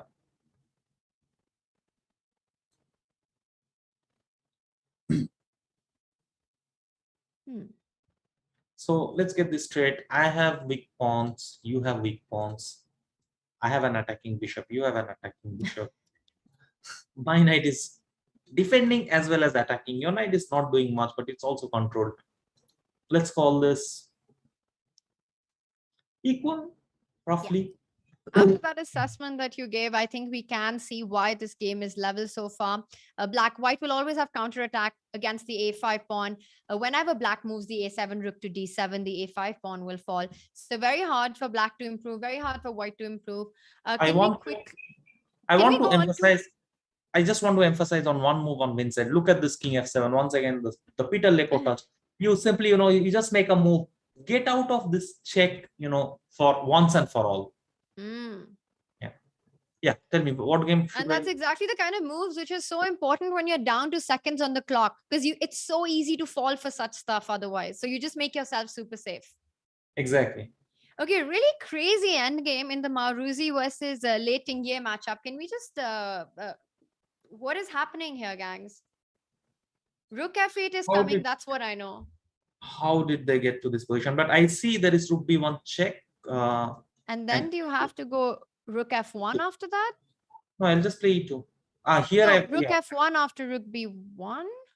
Well, if you play rook f1, then I just take, and everything wins. I'll probably stick with I don't G3. know, a4, g3, yeah, maybe g3. And then king e2 isn't possible. But then rook b2, rook f4 on the board. So rook b1 is a massive threat. King g2, e2, rook f1, rook f8 check, king h7. If you take on e8, but this is a draw, right? Rook h8 and e8. This is a draw. Yeah. This is a draw. Yeah, let's just show that line. By the way, we have that on the board, but let's just show that line. Yeah, this is a draw. And you give a check. King g6 was also queening with a check, and now queen h5, queen e8. We might be seeing this, by the way, because king g1 played, and there's no other way to fight the threat of rook f8. Rook takes e7. This is the win. Oh my god. There is a way to fight rook f8. Yeah, you play rook e7, and after take, you play e2, and this square is controlled. If you had bishop h4, you would make a draw. But that square is controlled. Rook e7 and on the board. Yeah. And on the board, a very sharp play finds it, goes for rook e7. Maurizi in big trouble here. Bishop e7, e2 coming in. It's very interesting, gangs, how you find these pawn positions which actually change the game. When you mentioned that a tactic works because the pawn is not on a6, a7. Here, if the pawn is on h4, it works to play rook e7. That's very fascinating. Yeah, sometimes I wondered how chess will be, if you are allowed to capture your own piece or own material. You play rook e7 at this point, as happened in the game. And after bishop e7, e2, I just take bishop takes h4 and control. How would that be? By the way, this is the current position we have on the board, which is absolutely dead lost for white. All right. Okay, this one is bad news for white, as you're mentioning. Can we take a look at the A Wonder game against Polina? We haven't checked that out in a while. Polina, after winning her last game against Leon, how is she doing against A Wonder, who is also having a very impressive day? Polina is winning. This is mate, and I don't see how. Wow. And look at that. Polina coming back into the tournament, and she can feel it after 2 back-to-back big wins. Wow, this is just resigns, yeah. And the point is that queen e8, like you're mentioning, there is no way for a piece to actually defend the e8 square because the rook on f3 stops the king from stepping in to the f file. That is why you have to allow yourself, this new rule where you can capture your piece. So I would take queen takes c6 and protect my pawn, bishop on e8. Yeah, that's not happening, unfortunately. It's not happening on that one. Wow, this is going to be a big result for our standings with Polina defeating A Wonder. Hey, look at this. You won't believe, Tania. We left here, we said white is completely lost, which was true. And every move is winning. Look what happened. For no reason, for absolutely no reason, at this point, black decided to play g6. Oh my god. And rook h8, sorry, rook here, threatening mate.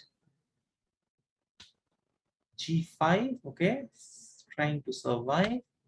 H takes g5, wait a second. What about h? I know you want to see h5 here. No, I want to see why not this. Here, you have to go here. Oh, and then rook h7, rook c7. It was win on the spot.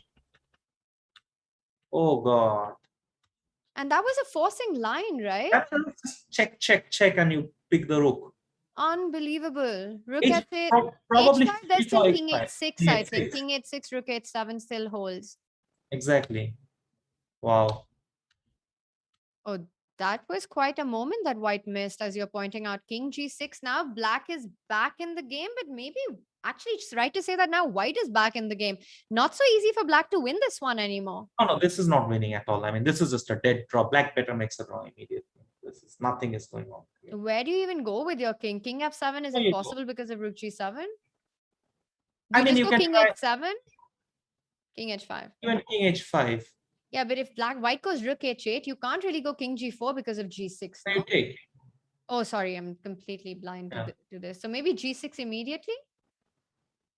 There is But maybe a2 g6, a2, and then rook a8. a8. Rook here, and then you put your pawn on g7.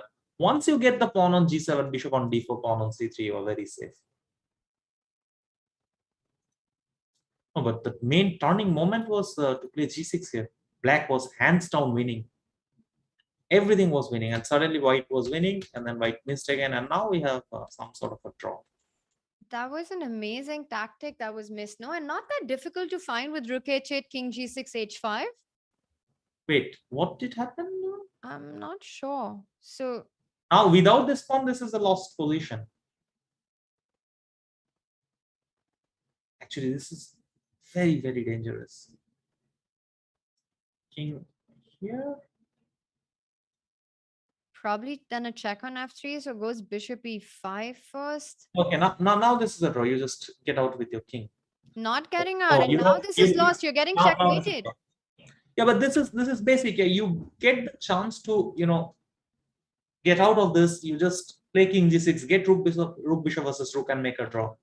And this is over because rook f2, there's bishop f4. Yeah, resigns. And rook Now, h7, you can't fight this. This was a complete collapse after that g6 move. yeah, but this is, by the way, this I would say is like pure experience. You in such positions, right? You don't try to hang on with this pawn. Your first criteria is to get out with the king at the first possible moment. Yeah, and one loose move, and then the king kind of gets mated. Wow, this was such a turnaround. Gangs, can we just go back to that moment where actually Lei was completely winning in this game? And then that idea with g6. I don't even think that can be a mouse slip because g5 doesn't make sense either. No, yeah, g6, she basically felt that, I'm coming with my king out. And it's clear that she simply overlooked there is this move rook 8 and rook h8. Amazing. And can you show the tactic here that actually wins on the spot? Yeah, there was rook h8 check, only move, check, only move. You give a check, only move, you take. And there is no time to play even a2. I have rook a7. And as if this was not enough, I mean, this roller coaster, hg5 happened. Then it was obvious that the game would end in a draw. Definitely black was not going to lose this game by any means. Rook takes c3 is a very strange move. Why not to play a2? But okay, takes g7. Maybe g7 was missed. And now rook h8 is a major threat, so you can't. And if you come back with the just no move, can you go king g6? Does that help in any way? Yeah, king g6 is a very smart move. I would probably play rook 8 and then you take. Yeah, we'll get to this rook bishop versus rook. Yeah. And this is a very tough move to explain. I mean, you don't put your rook here somehow. Try to find some other square. Rather here maybe, and then push. But I think rook c6, king f5 was something that probably could have worried black. Yeah, but still there is no threat, and thanks to this pawn, you'll not be able to mate me quickly. Wait a second, maybe you will. No, I'm thinking. I mean, this e5? Without the pawn, it should be over. But yeah, here. King h3 and still something. Rook g3. No, I'm just saying this is a basic Philidor position, but the fact that I have my pawn on a2 will help me to make a draw. Normally, this would be immediately lost, but not here.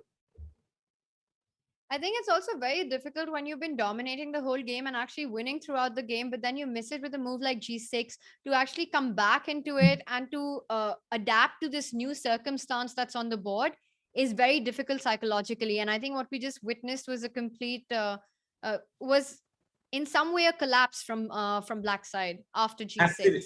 Absolutely. And let's not forget, commenting is always easy than playing. I'm Yeah. doing it without any pressure, or, I don't have to watch for, how many seconds I have. So spotting King G6 without pressure is very easy.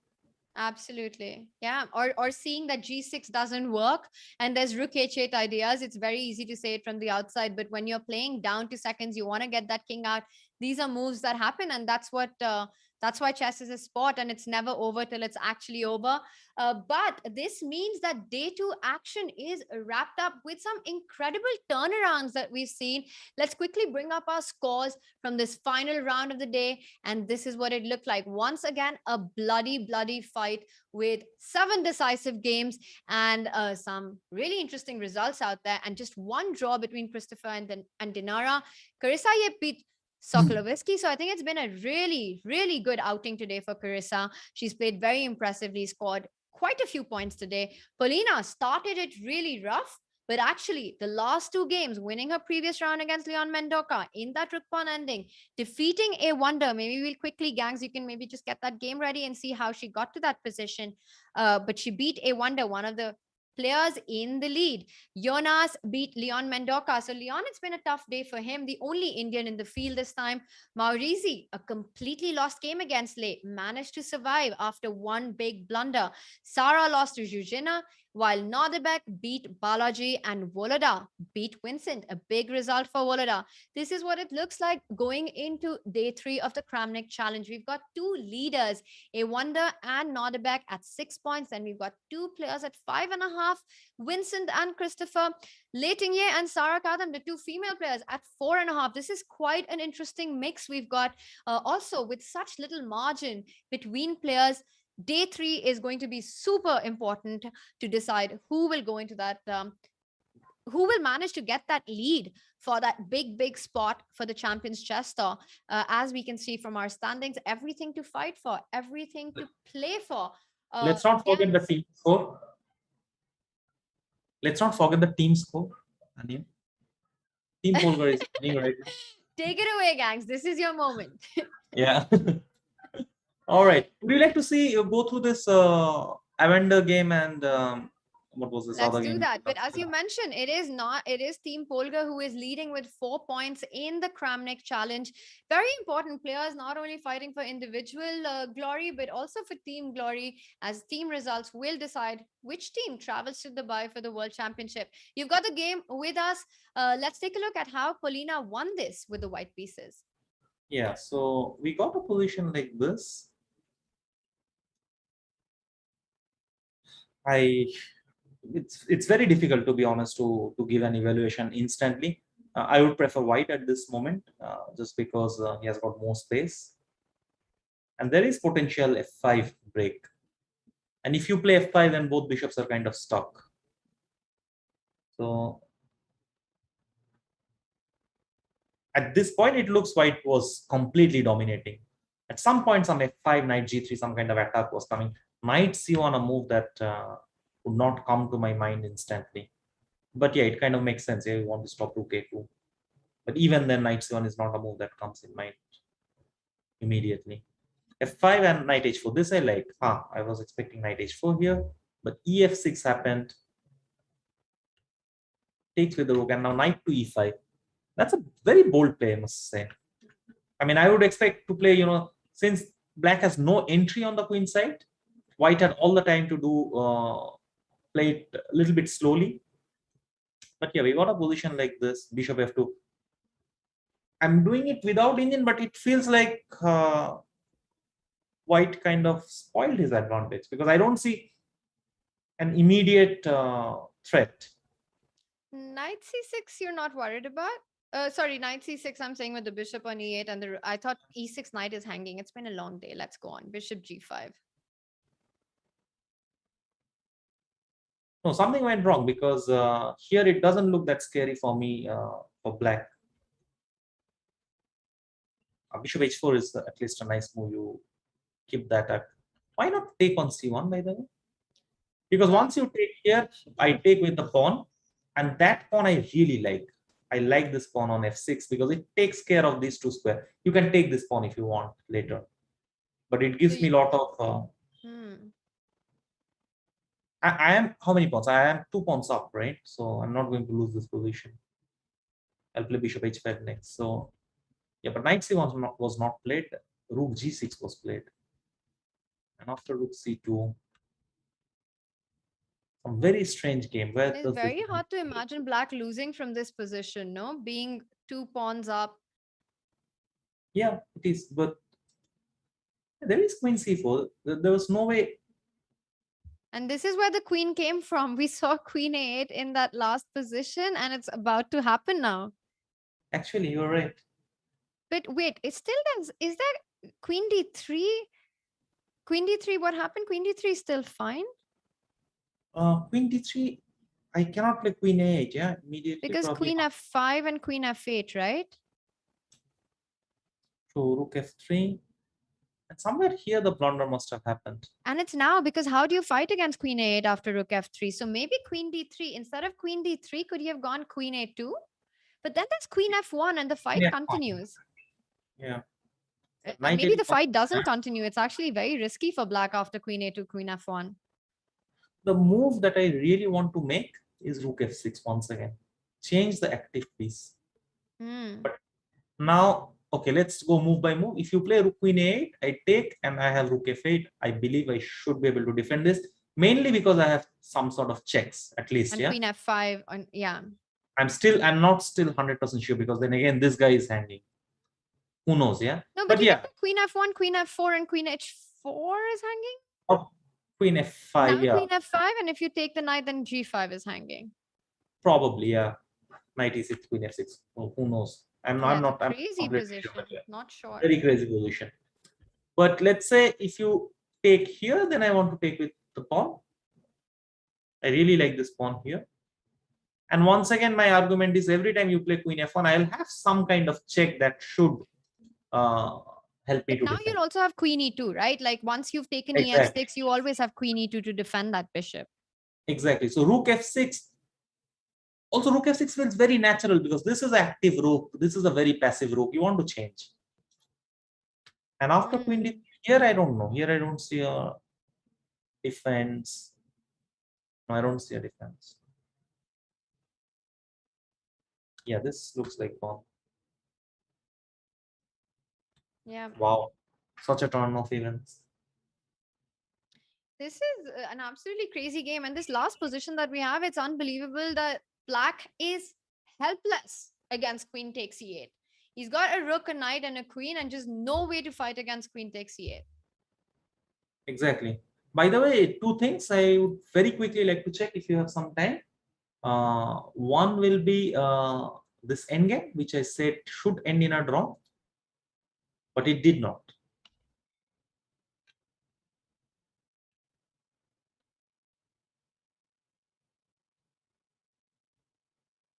All right, so what was White's plan? How did he manage? So he's playing on the dark squares, wants to put the king on d4. Yeah, I don't like g6, h5 at all. I'd not like to push this pawns so easily, because now my bishop is losing flexibility. He did get to trade one more pawn, but then weakens this. Oh, he didn't. Actually, you don't even trade. Yeah, no, now this looks like losing. You did not trade and you got all the weak pawns. So yeah, there'll be a check on e8 at some point, and that'll be game over. Yeah, and we can quickly have a look at the game. But yeah, this was White brought the king. But nice technique by Nordebek. Very nice. Yeah, very nice. Very nice technique. Very nice technique. And wins and lost, by the way. Volodar actually won this game.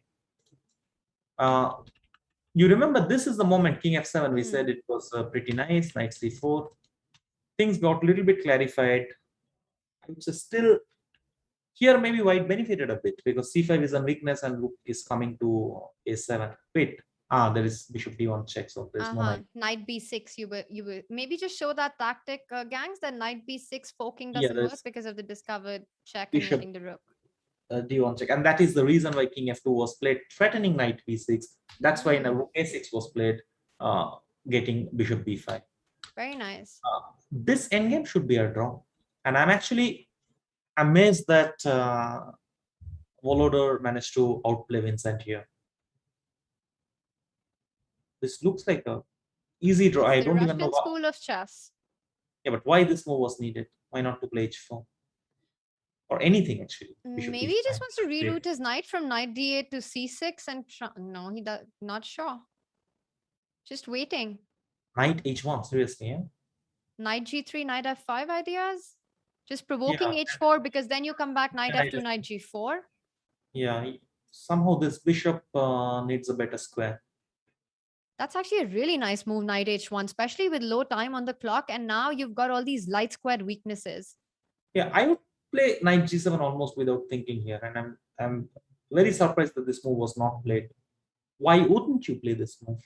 Then you play h4, and also you know, get your bishop somewhere else, or just play knight g7. Why would you allow knight to f5? Probably Vincent was also playing for win, otherwise he would have taken this pawn. Yeah, of course, Vincent was also trying to keep his chances. I missed knight g8. So end of the day, it was all about that. Yeah, you could just play king e7. But very tricky play, no, by Volodar in this endgame, going knight h1, knight g3, finding a way in the position. So this knight, I don't know if we can make a peace path in here, but yeah, that would be amazing. Yeah, like how this knight from h1 from c4 to h1 to g8. Yeah, something like this it did. Yeah? One hell of a journey that is. Yeah. Amazing stuff. Amazing stuff.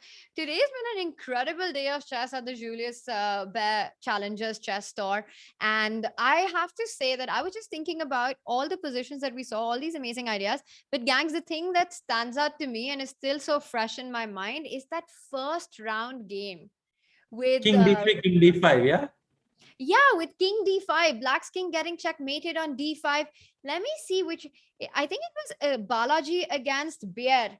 It was Balaji against Baer in round 1. That position is just imprinted in my mind right now. It was definitely round 1. And I think it was Balaji with white. I got the position. There it is. This is position of the day, for sure.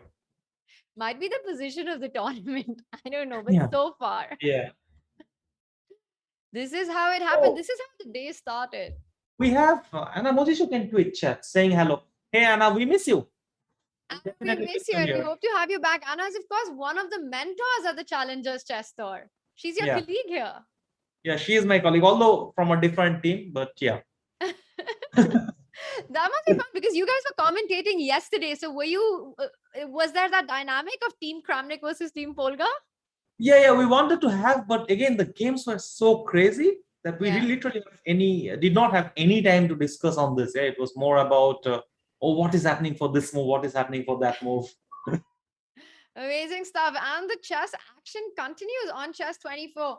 I'm sure all of you watching this are inspired to play some chess.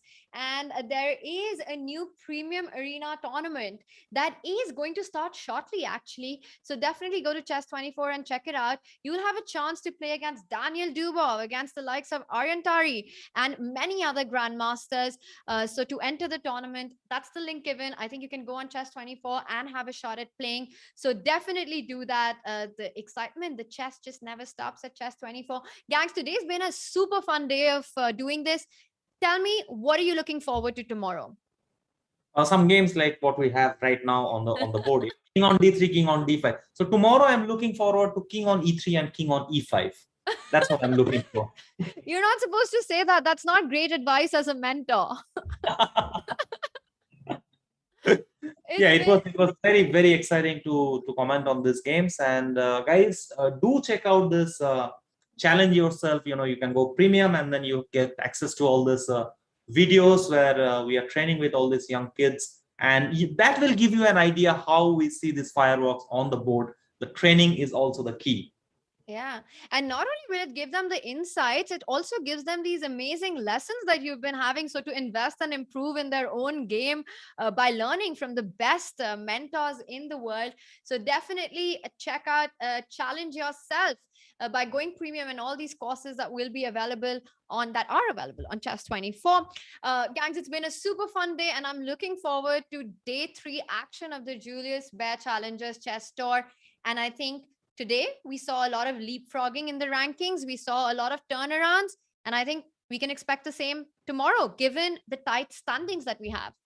Yes, and guys, I would also like to emphasize, come a little bit early when the stream starts, not when the game starts, because we are always starting with some cute studies and calculation training. That is also super exciting, which can be your training too. So That's a great do idea. join us when the stream starts.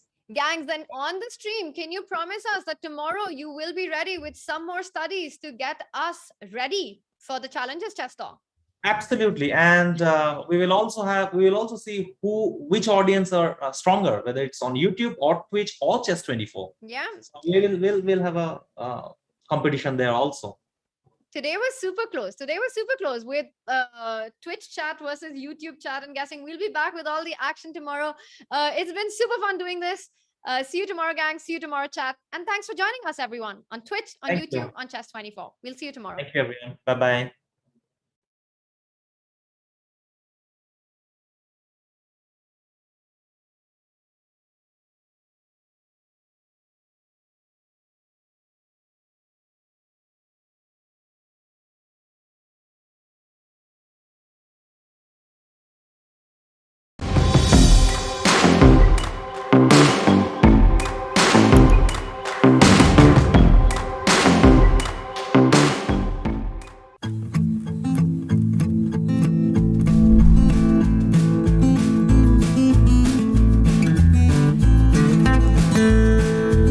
If the rook goes to f7, then there is still Hours on g4. So after king to f6 and king to f2. Tenemos el rey ahí en e8 un poco mal, no podemos enrocar corto. Y también se puede hacer, por ejemplo, alfil g4. Защиту. Но пока что они этого не делают. Играют ферзь d2, рокировка, и теперь играют c4.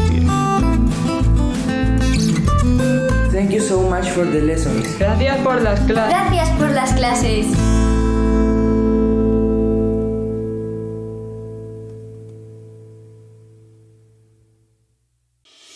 Want to raise your chess to a new level? Challenge Yourself is an exclusive, innovative experience designed for Chess 24 Premium members. Train like a champ with a unique set of lessons prepared by the coaches of the challengers. Boris Girlfriend and Co. will help you improve your chess.